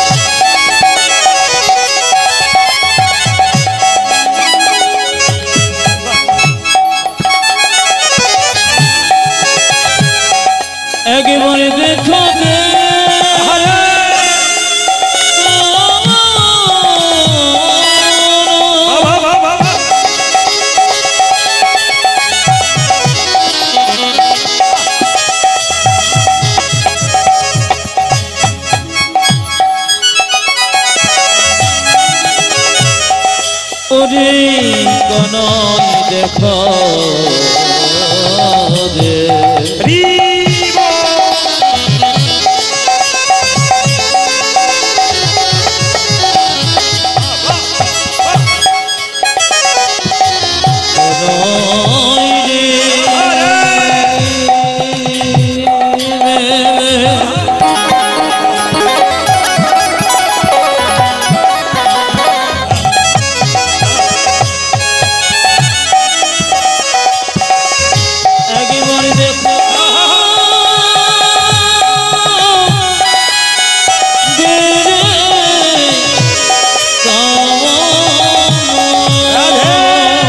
কোথায় যে আমার কৃষ্ণ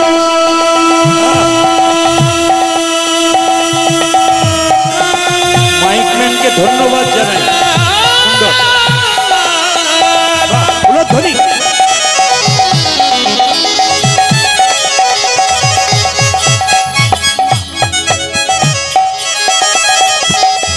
কোথায় ঘন আমি কোথায় গেলে পাবো গো দেখা আমায় ঘন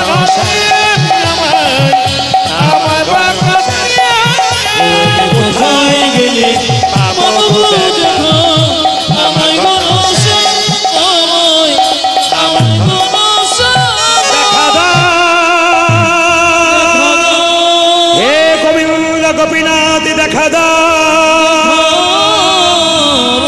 হে গোবিন্দ গোপীনাথ দেখা দাও।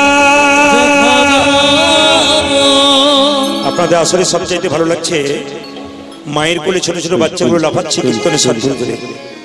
এরা শুধু এখানে নয়, প্রত্যেকটি জায়গাতে মাইকম্যানের যে মাইক সেট, সেটা কালকে আমি ছিলাম কি যেন কি বাজার, নয়া বাজার, ওখানে এই সেটই ছিল, একই মালিকের সেট, বাচ্চা ছেলে চালাচ্ছিল। ওখানে প্রচন্ড ভিড়, তো তারের মধ্যে চাপ দিয়ে দিয়েছে, মাঝে মাঝে বন্ধ হয়ে যাচ্ছিল, মানে এত ভিড় মানুষকে সামলাতে পারছে না তারে চাপ দিয়ে। কিন্তু সেটি খুব সুন্দর চালিয়েছে কালকে।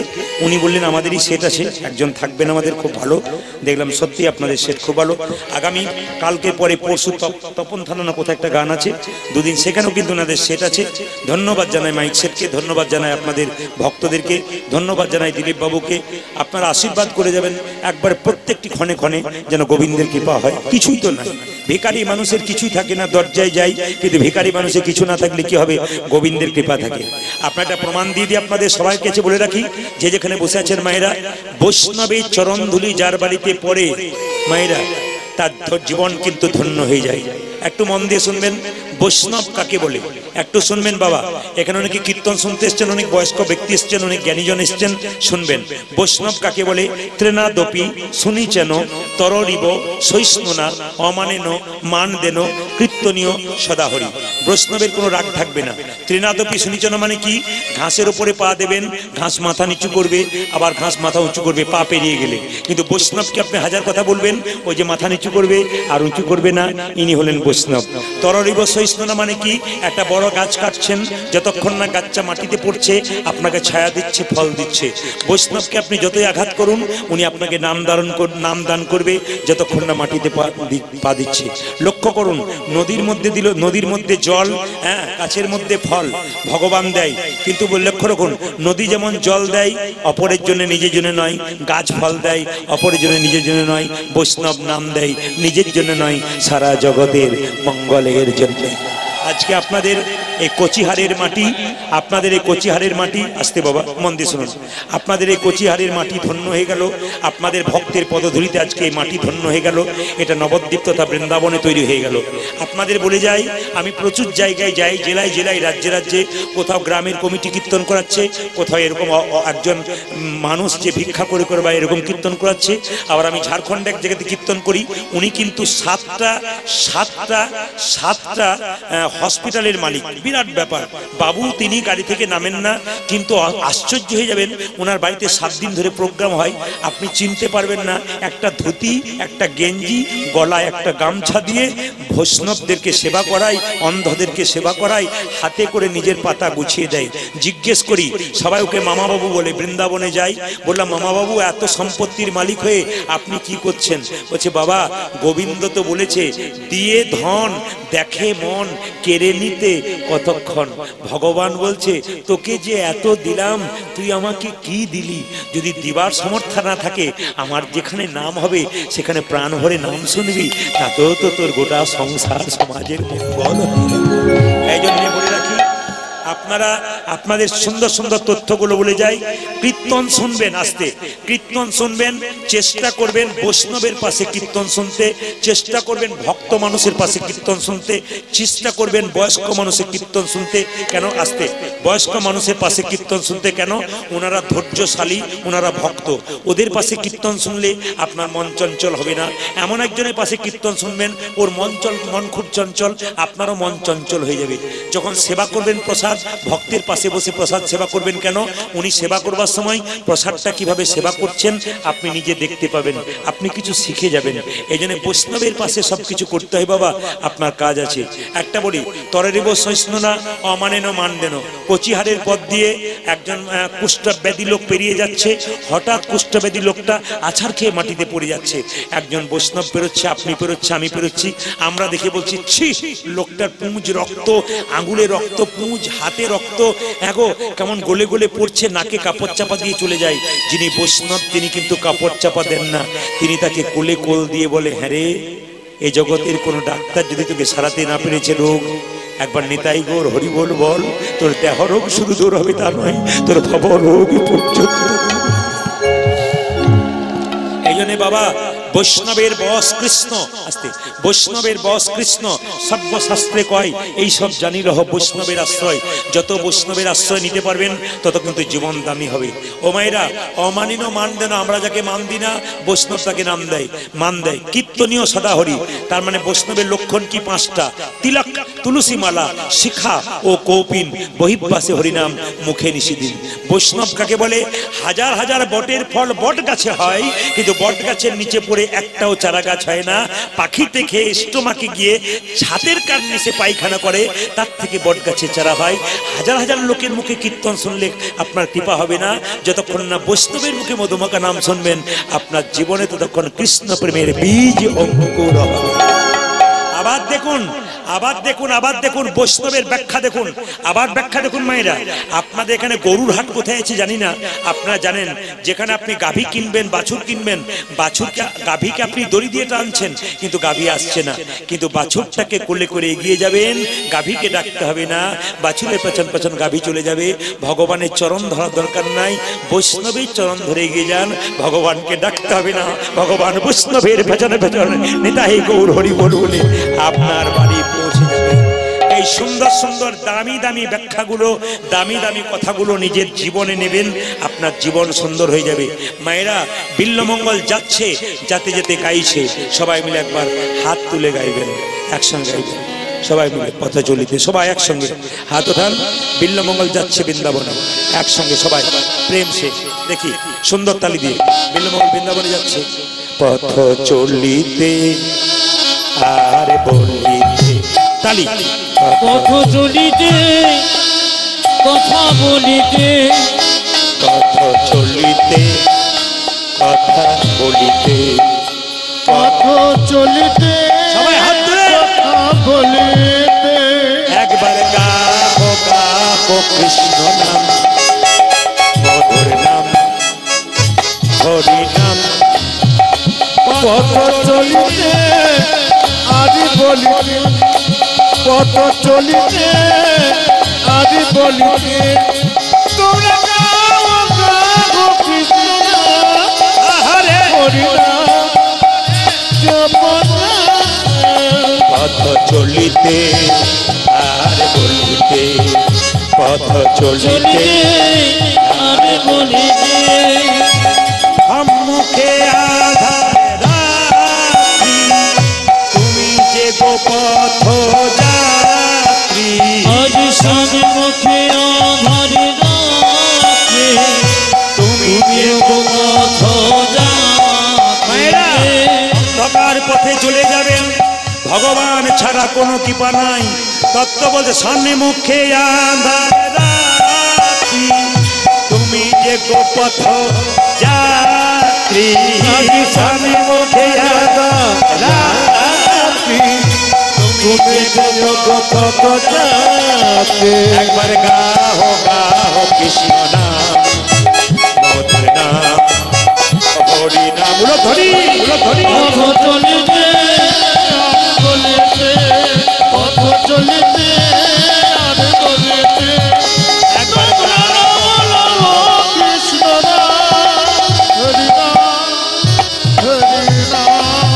পথ চলিতে আর বলিতে পথ চলিতে আবার তালি বলিতে শানে মুখে আধার রাত্রি তুমি যে গোপথ যাত্রী উজাসর মুখে লাগা যাতি তুমি যে জগত যাতে ও যে শানে মুখে আধার রাত্রি তুমি যে গোপথ যাত্রী মুখে আধার রাত্রি তুমি যে পথ যাত্রী একবার গাহো গাহো কৃষ্ণ মধুর নাম হরি নাম পথ চলিতে আর বলিতে পথ চলিতে আর বলিতে তোমরা গাবো গাবো কৃষ্ণ হরি নাম মধুর নাম পথ চলিতে আর বলিতে পথ চলিতে আর বলিতে পথ চলিতে আর বলিতে বিল্লমঙ্গল একটা নদী পেয়ে আত্মহত্যা করতে গেল আমি বৃন্দাবনে যেতে পারবো না তাকান আমার দিকে সবার কাছে নিবেদন রইল যারা কচিহারে কীর্তন শুনতে এসছেন আগামীকাল আসর ভরপুর করে আপনারা আবার বসবেন কিন্তু একটা কথা বলে যায় আপনাদের সামনে বাড়িতে বিপদ হোক মনে অশান্তি থাক মায়েদের কাছে বাবাদের কাছে ভাইয়ের কাছে দাদার কাছে আমার নিবেদন রইল কেউ যেন ভুল করে বিষ খেয়ে গলায় দড়ি নিয়ে আত্মহত্যা করবেন না আমি বুঝিয়ে দিয়ে যাই আত্মহত্যা মহাপাপ জানেন কিন্তু ব্যাখ্যা জানেন না তার মানে কি আত্মহত্যা করলে আপনি ভাবছেন সংসার থেকে মুক্তি পাবো আপনি মুক্তি পাবেন না আরো জ্বালা আপনার বেড়ে যাবে প্রমাণ কি আত্মা বেরিয়ে চারিদিকে ঘুরে বেড়াবে আপনি কোনো দেহ ধারণ করতে পারবেন না আপনার আরো বেশি কষ্ট হবে শাস্ত্র বলল যদি কেউ বাড়িতে আত্মহত্যা করে তবে তার সাধ্য কাজ করা উচিত নয় যদি আপনার ছেলে আত্মহত্যা করলো তার সাধ্য কাজ করবেন না কেন আপনার সঙ্গে বেঈমানি করেছে আপনি কত কষ্ট করে মানুষ করলেন আপনার সঙ্গে বেঈমানি করে চলে গেছে শাস্ত্র বলছে তার কোনো সাধ্য কাজ করা উচিত নয় দ্বিতীয় কথা মন দিয়ে শুনবেন আপনি যদি কোনো ভাড়া বাড়িতে থাকেন সেই ভাড়া বাড়িটা ভেঙে দেওয়ার অধিকার আপনার নাই যিনি মালিক তিনি নষ্ট করবেন আপনার নষ্ট করার দায়িত্ব নাই যে বাড়িতে আপনি ভাড়া থাকেন সেই বাড়ি যদি আপনি নষ্ট করেন যিনি বাড়ির মালিক তিনি কিন্তু আপনাকে ছেড়ে কথা কইবেন না এই যে দেহ বাড়ি পেয়েছেন এই মালিক কিন্তু আমরা নই তিনি মালিক এই দেহ বাড়িকে আপনি আত্মহত্যা করে নষ্ট করবেন তার জন্য আপনি শাস্তি পাবেন কার কাছ থেকে ভগবান শ্রীকৃষ্ণের কাছ থেকে ওই জন্য আত্মহত্যা আপনারা কেউ করবেন না তবে বলে রাখি মায়েরা সংসারে আসতে সংসারে যদি আপনাকে কেউ দেখতে না পাচ্ছে আপনি সরে যান সংসারে মানুষের সঙ্গে আপনার হচ্ছে না আপনি ওখান থেকে সরে যান কিন্তু আত্মহত্যা করবেন না মনের মধ্যে কোনো দুঃখ থাকলে যন্ত্রণা থাকলে দু জায়গায় বলবেন কোথায় কোথায় একটি গুরু চরণে একটি গোবিন্দ চরণে গুরু হলো বাবার মতো ভগবান হলো পিতার মতো তার কাছে মনের কথা ভুলে বলুন পাড়া প্রতিবেশীর কাছে বলবেন উনি দুঃখ ছড়িয়ে দেবেন তাই গুরুর কাছে বলবেন গোবিন্দের কাছে বলবেন আপনার সমস্যার সমাধান হবে ছোট্ট কথা আপনাদের বলে দিয়ে গেলাম আত্মহত্যা মহাপাপ কেউ আত্মহত্যা করবেন না বারবার নিবেদন এই সুন্দর দেহ সুন্দর মানব জন্ম বহু কষ্ট করে পেয়েছেন কৃপা করে এই মানব জন্মটা আপনারা নষ্ট করবেন না গোবিন্দের নামে আপনারা নিয়ে গিয়ে সাহায্য দিন আসুন বিল্লমঙ্গল যে নদীতে ঝাঁপ দিতে যাচ্ছে সবিনী মুনি তাকে ধরে বলল এই দিগায় মন্ত্র নিয়েছিস না মন্ত্র নিসনি বলে না তবে এক কাজ কর তোর কানে আমি মন্ত্র দিলাম হরে কৃষ্ণ কৃষ্ণ কৃষ্ণ হরে হরে হরে রাম রাম রাম হরে। ভাইরা এইবার যে যেখানে বসে আছেন বিল্লমঙ্গল মন্ত্র পেয়ে চলে যাচ্ছে কোথায়? বৃন্দাবনের পথে। ভগবান কিন্তু ভক্ত যখন ভগবানকে ডাকে, ভগবান ভক্তকে মাঝে মাঝে পরীক্ষা করে। ও মায়েরা, কি করলো না, বিল্লমঙ্গল বৃন্দাবনে যাচ্ছে, একটা সুন্দরী রমণী, তার নাম অহল্যা, তার স্বামী বণিক, প্রচুর টাকার মালিক। সে নদীতে জল নিতে এসেছিল, মাথায় কাপড় নিয়ে আগে আগে যাচ্ছে। চিন্তা, বিল্লমঙ্গল তাকে দেখে মনে মনে ভাবলো, এই চিন্তা, তুমি আমায় ত্যাগ করলে কি হবে? তোমার চাইতে সুন্দরী রমণী পেয়েছি, এর বাড়ি যাব, এর বাড়িতে সেবা করব, ব্যাস দক্ষিণা স্বরূপ এই মেয়েটাকে চেয়ে বসবো। কয়লা হয় ময়লাহীন, আগুনে পুরালে ছাই, মানুষের হয় কৃষ্ণ ভক্তি, যদি গুরু কৃপা পাই। কয়লার ময়লা যায় না ধুলে, স্বভাব যায় না মলে, কয়লার ময়লা ধুলে যায় না, স্বভাব যায় না মরলে। লক্ষ্য করুন মায়েরা, বিল্লমঙ্গল মনে মনে ভাবলো, এই মেয়েটির পেছন পেছন যাব। যাচ্ছে আগে আগে হল্লা, আর পেছন পেছনে বিল্লমঙ্গল। ঠমকি ঠমকি চলে বিল্ল ঠাকুর আজি, ঠমকি ঠমকি চলে বিল্ল ঠাকুর যাওয়ায়, ঠমকি চলে বিল্ল ঠাকুর আজি। বিল্ল যায় রে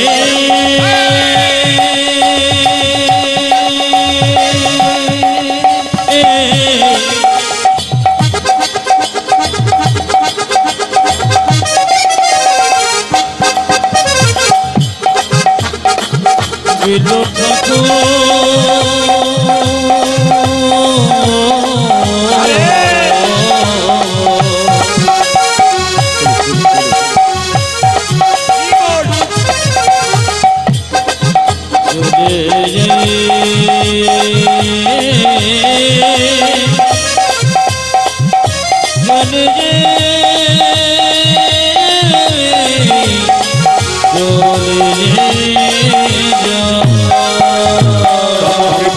চলে বিল্ল ঠাকুর যায়, ঠমকি ঠমকি চলে বিল্ল ঠাকুর যাওয়ায়, মনে ভাবে নারী তরে কি করিবে কাজ, মনে ভাবে নারী তোরে কি করিবে, ও যে মনে ভাবে নারী তরে কি করিবে কাজ, হায় হায় মনে ভাবে নারী তোরে কি করিবে কাজ, ভাবে মনে মনে, ভাবে মনে মনে, মনে মনে, ভাবে মনে মনে, নারী তরে কি করিবে, ভাবে মনে মনে, নারী তোরে কি করিবে, ভাবে মনে মনে, নারী তরে কি করিবে, ভাবে মনে মনে, নারী তোরে কি করিবে, ভাবে মনে মনে, মনে ভাবে নারী তরে কি করিবে কাজ, আজি মনে ভাবে নারী তোরে কি করিবে কাজ, ও যে মনে ভাবে নারী তরে কি করিবে কাজ। মনে ভাবে নারী তোরে কি করিবে।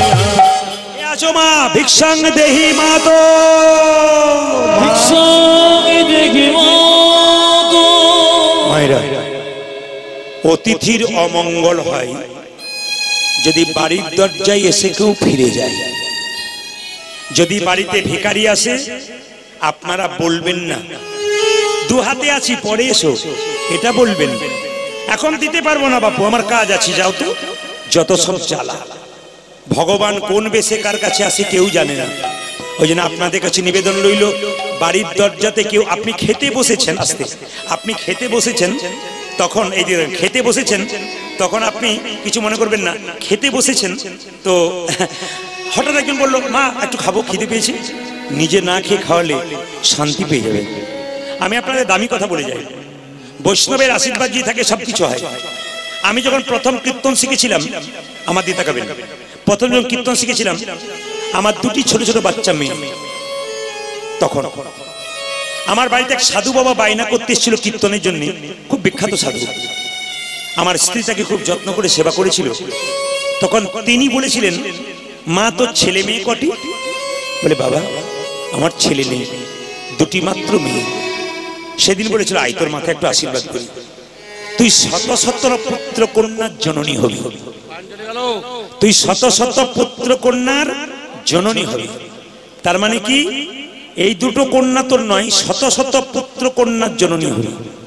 এখন আমার স্ত্রী বলে, সত্যি সত্যি আমি শত শত পুত্র কন্যার জননী। প্রতিদিন আমাদের বাড়িতে কত ভক্ত যায়, সবাই মা বলে ডাকে। তখন তিনি মনে করেন সত্যি আমাকে গুরুদেব আশীর্বাদ করে গিয়েছিলেন, তুমি শত শত পুত্র কন্যার জন্য হবে। বৈষ্ণবের সেবা করালে তিনি যদি একটা আশীর্বাদ দিয়ে দেন না, পাক্কা হয়ে যায়। দরজায় গিয়ে চিৎকার করে বলছে, ভিক্ষাঙ্গে দেহি মাতো, ভিক্ষাঙ্গে দেহি মাতো। তাকাবেন, এই জায়গাটি সবাই তাকাবেন। অহল্যাকে তার স্বামী বলে উঠলো, কি ব্যাপার তুমি জল নিয়ে এলে দরজা খুলছে না কেন? স্ত্রী বলে উঠলো, আমি যাবো না। বলে কেন? স্বভাব ভালো নয়। লোকটা কেমন তাকাচ্ছিল, আমি যাবো না। স্বামী বলে উঠলো, দরজা খোলো। কার কেমন স্বভাব থেকে লাভ নেই, তোমার দরজা এসছে, হাত পেতেছে, তুমি দাও। যেই না স্বামী দরজাটা খুলেছে, অমনি চিৎকার করে বিল্বমঙ্গল বললো, ভিক্ষা দাও। কি চাও তুমি? শুধু ভিক্ষা নয়, তোমার বাড়িতে সেবা করতে চাই। অহল্যা স্বামী চিৎকার করে বললো, বাহ, আমার ভাগ্য কত ভালো, তুমি আমার বাড়িতে সেবা করবে, আমার খুব আসন গ্রহণ করো, বসো বসো। ব্রাহ্মণ বিল্বমঙ্গল বসলো। মায়েরা, স্ত্রী অহল্যার ইচ্ছা ছিল না সেবা করার। স্বামী বলে উঠলো, বাড়িতে অতিথি এলে সেবা করতে হয়, কে কোন মন নিয়ে এসছে দেখে লাভ নেই, আগে সেবা করাও। স্বামীর কথা শুনে মায়েরা অহল্যা অন্ন ব্যঞ্জন তৈরি করে যখন সেবা দিচ্ছে, তাকানোর দিকে যখন সেবা দিচ্ছে, বিল্বমঙ্গল তখন অহল্যার দিকে তাকায়নি, আমার দিকে তাকাবেন। মাথাটা নিচু করে মনে মনে ভাবছে, চিন্তা, এতদিন পরে আমার মনের ইচ্ছা পূর্ণ হবে গো, তুমি আমায় তাড়িয়ে দিলে কি হবে? সুন্দরী রমণী পেয়ে গেছি আমি, আমার সামনে বসে আছি, আমি এখনই দক্ষিণা স্বরূপ মেয়েটাকেই চেয়ে বসবো, আমার মনের ইচ্ছা পূর্ণ হবে। মনে মনে ভাবছে। অহল্যা সেবা দিয়ে চলে গেল। অহল্যার স্বামী বলল, সেবা যদি কাউকে করাতে হয় দক্ষিণা দিতে হয়। আপনাদের কাছে নিবেদন রইল, বাড়িতে বৈষ্ণব সেবা করান, ভক্ত সেবা করান, সেবা করার পর দক্ষিণা দিতে হয়। 1 টাকা দেন, 10 টাকা দেন, 5 টাকা দেন, একটা দক্ষিণা দিতে হয়। সঙ্গে সঙ্গে স্বামী অহল্যা স্বামী বলে উঠলো, ব্রাহ্মণ সেবা তো হলো, দক্ষিণা নেবে না? সুযোগ পেয়ে গেল বিল্বমঙ্গল, কি দেবে দক্ষিণা? যা চাইবে তাই দেবে, আমি তো বণিক, আমার টাকা পয়সার অভাব নেই, আমি সব দিতে পারি তোমায়।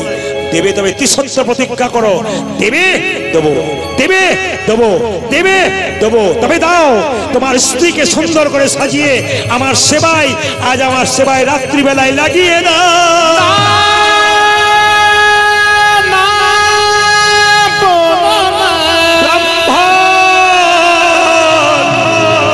তুমি বলো না ব্রাহ্মণ,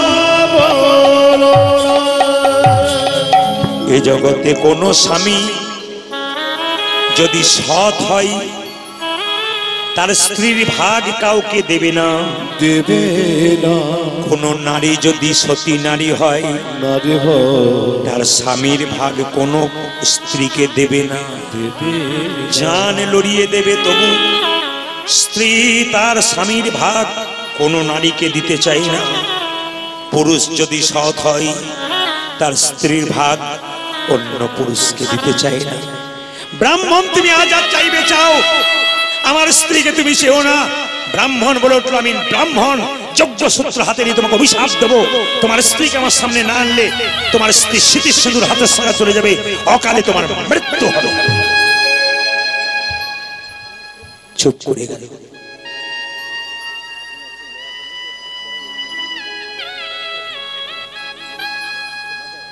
একটা কথা আপনাদের বলে যাই, এই দিন দরিদ্র মানুষটি একটা ঝাঁপি পেতেছে এখানে, ওখানে রাখুন, সামনে রাখুন, সামনে রাখুন বাবু। হ্যাঁ, ওই ঝাঁপিটা সামনে থাকবে। যদি কেউ মোটা দান দিতে চান, আমি আপনাদের বলে যাই, আজকে কীর্তনের প্রসঙ্গে যে যেখানে বসে আছেন, দেবেন আপনি ওপরে, নেবেন উনি নিচে। তাকাবেন বাবা, রাখুন, বলে দিচ্ছি, দেবেন আপনি, আমাদের তাকাবেন, দেবেন আপনি ওপরে, নেবেন উনি নিচে। যিনি দান করেন তিনি ওপরে থাকেন, আস্তে। যিনি দান করেন তিনি নাম দেন না, যিনি নাম দান করেন প্রকৃত তিনি নাম দেন না। আপনি বাড়িতে 10 জনকে খাওয়াতে পাচ্ছেন না, আপনার সেবার দ্বারা, দানের দ্বারা যদি 10 জনের সেবা হয়, একটা অনুষ্ঠান হয়, কৃপা তো আপনার হয়ে যাবে, উনার নয়, আপনার হবে। কেন বলুন তো? তাকান, একজন মাতাল আপনার দরজায় গিয়ে বলছে মা 10 দিন খাই নাই, মিথ্যে কথা বলছে, মিথ্যে কথা বলছে, 10 দিন খাই নাই। আপনি দরদি মানুষ, প্রেমিক মানুষ, কি করলেন? 1 কেজি চাল 100 টাকা দিয়ে দিলেন, ও মদ খেলো বিক্রি করে। কিন্তু কোন বৈষ্ণব যদি আপনার দরজায় গেলে 1 মুষ্টি চাল 10 টাকা দিলেন, উনি কি করলেন? 3টে ইট পেতে মন্দিরে গিয়ে একটু প্রসাদ তৈরি করে তুলসী পত্র দিয়ে গোবিন্দের চরণে দিয়ে বলে, হে গোবিন্দ, এটা আমার নয়, যে দিয়েছে তার সারা পরিবারের যেন মঙ্গল হয়ে যায়। জায়গাগুলো লক্ষ্য করতে হবে। উনি কিন্তু আপনাদের কাছে চাইছেন, আপনাদের কাছে নিবেদন রইল দান দেবেন। আমাদের বীরভূমে যদি আপনারা তারাপীঠ গেছেন, জোরে বলুন হ্যাঁ না না। নিতাই ধাম গেছেন, একচক্রগ্রাম তাকান মায়েরা, ওখানে গিয়ে দেখতে পাবেন বিরাট বড় একটা মন্দির হয়ে গেল নিতাই ধামে, বিরাট মন্দির, 10 কিলোমিটার দূর থেকে দেখা যায়। আশ্চর্য হবেন আপনারা, এত বড় মন্দির তৈরি হচ্ছে। হ্যাঁ, একজন দাদা কিন্তু মান সম্মান রেখেছেন, উনি কিন্তু 100 টাকা দিয়ে গেলেন। আপনাদের কাছে নিবেদন রইল, ওই দিন দুঃখিনী মানুষটা এত বড় প্যান্ডেল, এত সুন্দর মাইক, এত সুন্দর ব্যবস্থা করেছেন, আমাদেরকে এনেছেন। আমাকে তো উনি বোধহয় মাসের পর মাস ফোন করে গেছেন। আমি প্রথমে কিন্তু কিছু মনে করবেন না, আমি ওনাকে প্রথমে নজর দিতে পারিনি। উনি বারবার বলেন ভিখারি মানুষ বাবা, পারবো না, আসতে হবে, আসতে হবে, আসতে হবে, পাগল করে দিলেন আমাকে। শেষে আমি বললাম ঠিক আছে বাবা, কথা দিলাম আমি যাব। তো যেহেতু আমার এই লাইন বাই লাইন সব গান ছিল, এই জন্য আমি কথা দিলাম মাঝে করে দেবো। হ্যাঁ, আপনার টাকা দেবেন ধীরে ধীরে। আরেকটা কথা বলি, কীর্তনের শেষে মায়েরা বাবারা, এই টাকা একটা টাকাও আমাকে দেবেন না, ওই টাকাটা কিন্তু ঝাঁপিতে দিয়ে যাবেন। সবাই যারা বাকি আছেন বা দিতে চান তা ঝাঁপিতে দেবেন। ভাই দিয়ে দাও, দিয়ে দিয়ে ওখানে চুপচাপ বসো। যারা দেবেন আপনি ওনার দিকে তাকান, যে একজন দরিদ্র মানুষ, আমি খবর নিয়ে নিয়েছি, কোনো বাড়ি নেই, ঘর নেই, গোবিন্দের জন্য কি করছে, আমরা কি করছি, টাকা পয়সা থাকতে কিছু করতে পারছি না, উনি কি করছেন শিখতে হবে। নিরোগ মানুষ, রোগ নাই, খাবার থাকতে অনেকে খেতে পাচ্ছে না, অনেকে খাবার জন্য খেতে বেড়াচ্ছে। আপনাদের কাছে নিবেদন রইল, একচক্রগ্রাম বাবা দিলীপ বাবু একটু বসো, আমি বুঝিয়ে দিই, কিংবা আসর এসে বসে, আসর এসে বসে। হরে কৃষ্ণ। এইদিকে তো ওই বিরাট বড় মন্দির তৈরি হচ্ছে, আপনি অবাক হয়ে যাবেন, এত বড় মন্দির হলো, কে দিচ্ছে কেউ জানে না। আমি ওখানে গিয়ে জিজ্ঞেস করলাম, আস্তে এদিকে তাকাবেন, আমার দিকে তাকাবেন, আমি গিয়ে জিজ্ঞেস করলাম, দাদা এত বড় মন্দির হচ্ছে, টাকা দিচ্ছে কে? যে দেয় সে নাম দেয় না। এত বড় মন্দির হচ্ছে, 3 ট্রাক বালি এলো। ড্রাইভারকে জিজ্ঞেস করলাম, দাদা এই বালিটা কে পাঠিয়েছে? ড্রাইভার বলেছে বাবু বলেছে নাম করতে বারণ করবে, নাম করলে অহংকার জন্মাবে, নাম না দিলে প্রেম জন্মাবে। এই জন্য আপনারা নাম না দিয়ে প্রেম সে দান করে দেবেন। এই যে আসনটি পাতা হলো, এরই ওপরে ওটা দিয়ে দাও, তাহলে দিতে সুবিধা হবে। আপনারা সবাই এখন দেবেন না, আপনার গান শেষ হবে সবাই দিয়ে যাবেন, ঝাঁপি ভরে দিয়ে যাবেন। 100 টাকা, 500 টাকা, 1000 টাকা। যদি কেউ আনতে না পেরেছেন, ভগবানের কৃপা পাওয়ার জন্য আপনাদের একটা দিন সুযোগ দিয়েছি। কিন্তু ইনি বাউল গানের অনুষ্ঠান করেছেন, অনেক অনুষ্ঠান করেছেন, আজকে শুরু। বহুত সুন্দর সুন্দর শিল্পী এনেছেন, কিন্তু যতগুলো শিল্পী এনেছেন প্রত্যেকটি প্রতিষ্ঠিত শিল্পী এনেছেন উনি। এই জন্য আপনাদের কাছে নিবেদন রইল, প্রচুর টাকা খরচা আছে। আপনারা আগামীকাল আসবেন, আগামীকাল যারা আনতে পারেননি, হয়তো অনেকে দুঃখ করছেন, আগামীকাল প্রাণ ভরে দিয়ে যাবেন, যেন দিনের পর দিন অনুষ্ঠান সুন্দর হয়। মায়েরা সবাই তাকান, এবার ছেড়ে দিন, জায়গা ছেড়ে দিন, সবাই মিলে রাধা রানী কি, শ্যাম সুন্দর কি, মদন মোহন কি। আমি সবাইকে বলবো, দাদা ভাইদেরকে বলবো, রুমাল তোয়াল এটা মাথায় নিন। মায়ের এক কাজ করুন, মাথায় কাপড়টা নিন, করজোরে বসুন। যেই না বলেছে তোমার তোমার স্ত্রী স্মৃতির শিখা, স্মৃতির সিঁদুর, হাতের শাখা শেষ হয়ে যাবে, তুমি মৃত্যু হবে তোমার অকালে। মায়েরা, স্ত্রী যদি শুনতে পায় স্বামীর এরকম কথা, সঙ্গে সঙ্গে স্ত্রী বলে উঠলো, স্বামী আমাকে নাকি সাজিয়ে তার কাছে পাঠাতে হবে, নইলে তুমি নাকি মারা যাবে। তুমি যদি রাজি থাকো আমি রাজি রইলাম। কি? আমি ব্রাহ্মণের সেবায় লাগবো। তুমি রাজি আছো? হ্যাঁ, আমার স্বামীকে বাঁচানোর জন্য আমি সব করতে পারি, শীতের সিঁদুর হাতের শাখা রক্ষা করার জন্য আমি সব করতে পারি। সবাই তাকাবেন। ব্রাহ্মণ নিজের ওহল্লাকে তার স্বামী নিজের হাতে সাজাচ্ছে। শীতিতে সিঁদুরে পরাইয়ে দিল, নয়নে কাজল পরালো, নয়নে কাজল পরালো, কণ্ঠে দিল সোনার মালা, কণ্ঠে দিল সোনার মালা, চরণে দিল আলতা, চরণে দিল আলতা, মাথায়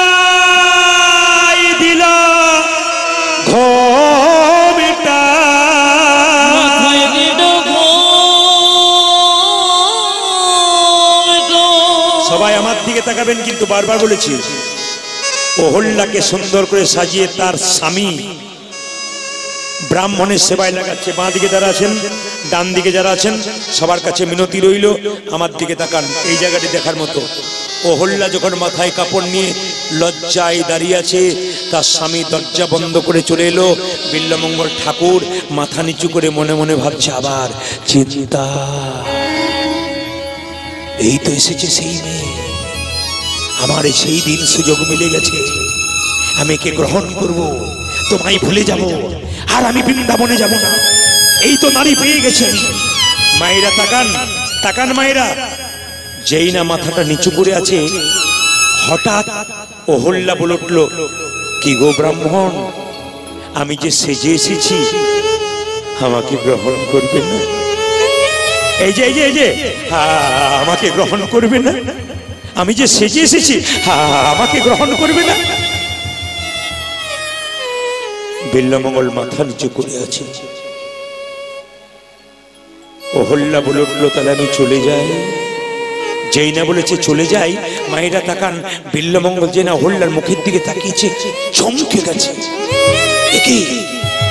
আমি কি দেখলাম? চিৎকার করে বলে উঠল, অহল্যা বলে উঠল, এমন করে তাকাচ্ছ কেন? কি দেখছো তুমি আমার মুখের দিকে? এমন করে তাকাচ্ছ কেন? পাগলের মতো তাকাচ্ছ কেন? ব্রাহ্মণ, তুমি কি পাগল হয়ে গেলে? আমাদের তোমার দিকে তাকাচ্ছি কেন জানো? ছোটবেলায় আমার মা মারা গেছে, তো তোমার মুখটাকে দেখে আমার মরা মায়ের মুখটা মনে পড়ে, তোমাকে দেখে আমার মরা মায়ের মুখটা মনে পড়ে গেল, তোমাকে দেখে আমার মরা মায়ের মুখটা মনে পড়ে গেল, তোমাকে দেখে আমার মরা মায়ের মুখটা মনে পড়ে গেল, তোমাকে দেখে আমার মায়ের মুখটা মনে। কি এই যে তাকাবেন মায়েরা, অহল্যা বলে উঠল, তুই আমায় মা বলে ডাকলি? আমি যে মা হতে পারি নাই রে। কেউ যদি মা বলে ডাকে, যে মা হতে পারে নাই, তার যে কি আনন্দ একমাত্র সে ছাড়া কেউ জানে না। তুই আমায় মা বলে ডাকলি, কি চাস তুই? দেবে মা? তবে দাও। কি? তোমার মাথাতে দুটো সোনার ক্লিপ, মায়েরা ক্লিপ পরেন না, অহল্যারা বণিকের স্ত্রী তো ক্লিপ পরেছিল, ক্লিপ দিলে দাও। যে না ক্লিপটা দিয়েছে আমাদের তাকান। বিল্বমঙ্গল চোখের সামনে নিয়ে গিয়ে বলল, ওরে নয়ন, তুই আমাকে কৃষ্ণচরণ পেতে বাধা দিয়েছিস, এই দেখ, এই দেখ, এই দেখ, মায়ের সামনে আমার এই নয়ন দুটো অন্ধ করে দিলাম, অন্ধ করে দিলাম, অন্ধ করে। কি মাগো, তোমার চরণে সপে দিলাম আমার দুটি নয়ন, তারা হৃদয় চরণে সপে আমি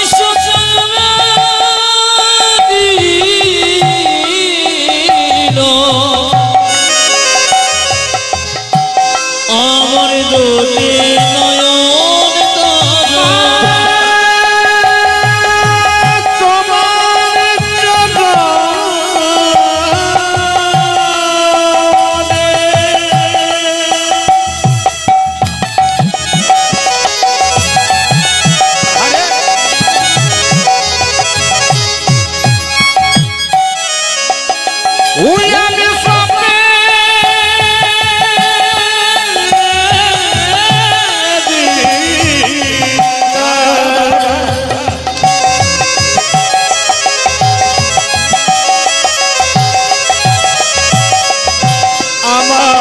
দুটি নয়ন, তুমি আমার মা, ওগো তুমি আমার মা, মা, মা, তুমি আমার মা, তুমি আমার মা, বিদায় জননী, বিদায় জননী, বিদায় জন্মভূমি, বিদায় জননী, বিদায় জন্মভূমি,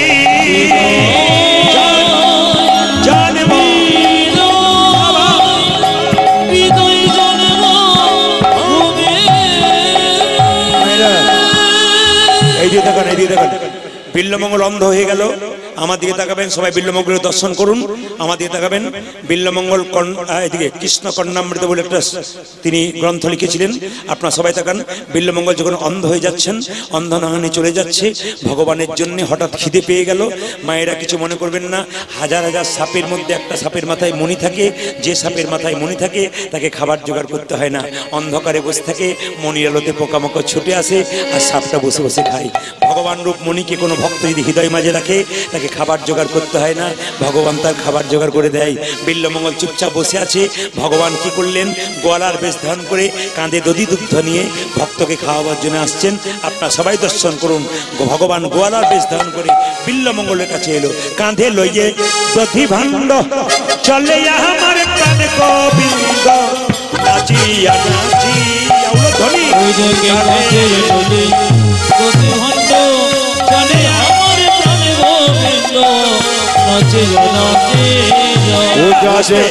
এই জায়গাটি সবাই করজোরে বসুন, সবাই করজোরে বসুন। ভগবান খাবার নিয়ে আসছে ভক্তের জন্য, আপনাদের খাবার নিয়ে আসবে। একবারে স্টপ হয়ে সবাই যে জায়গায় আছেন স্টপ হয়ে বসে থাকবেন, একটু হাততালি দেবেন, বসে বসেই হলুদ হয়ে দেবেন। কাঁধে লইয়ে দধি ভাণ্ড চলে আমার প্রাণ গোবিন্দ নাচিয়া নাচিয়া, কাঁধে লইয়ে দধি ভাণ্ড চলে আমার প্রাণ গোবিন্দ,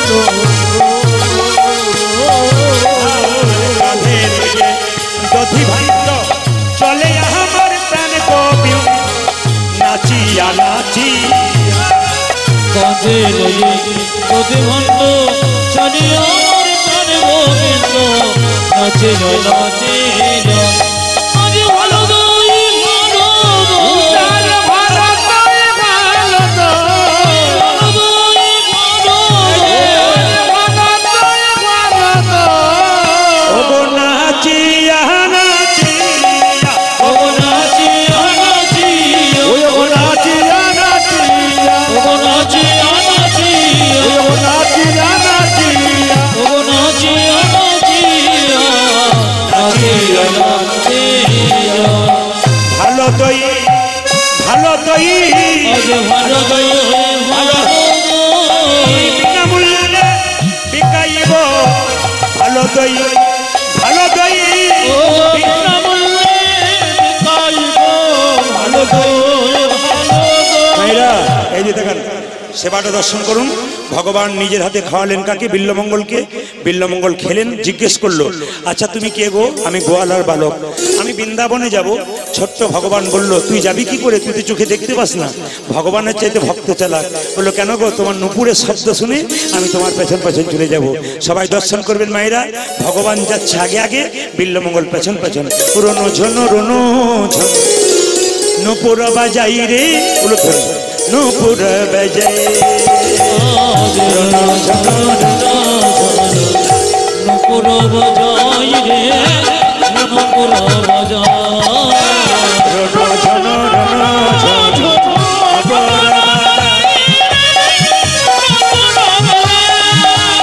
রোনো ঝোনো রোনো ঝোনো নপর বাজায় নপর বাজায়।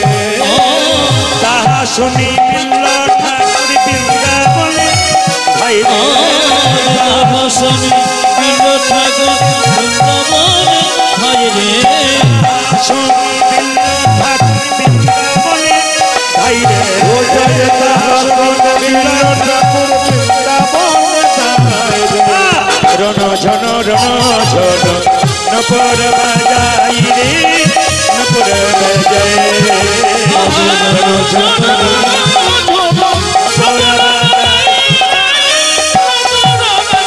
মায়েরা, বৃন্দাবন ধাম কি জেনে বলুন, কি বলতে হবে? রাধে রাধে। ভগবান কৃষ্ণ বসে আছেন, বিল্লমঙ্গল বসে আছেন। বিল্লমঙ্গলকে কৃষ্ণ বলল, তুই কি চাস? বিল্লমঙ্গল বলল, আমি কৃষ্ণ চাই, আমি তো চোখে দেখতে পাই না। কৃষ্ণ বলল, তবে দেখ আমি কে, তোকে নিয়ে এলাম। চোখের মধ্যে হাত স্পর্শ করলো, বিল্লমঙ্গল দেখলো কৃষ্ণ বসে আছে। কৃষ্ণ বলল, তুই আর কাকে চাস? তোমার রাধারানীকে চাই, বাম পাশে আমি দেখতে চাই। কৃষ্ণ বলল, তুই যদি আমার রাধাকে চাস, তোর চিন্তামণিকে আমি চাই। কৃষ্ণ বলল, চিন্তাকে ডাক। বিল্লমঙ্গল চিন্তাকে ডাকলো, সঙ্গে সঙ্গে চিন্তা এসে বিল্লমঙ্গলের পাশে বসলো। একদিকে রাধা কৃষ্ণ যুগল হলো। আপনারা কি ভাবছেন সারা রাত্রি শুনবেন নাকি?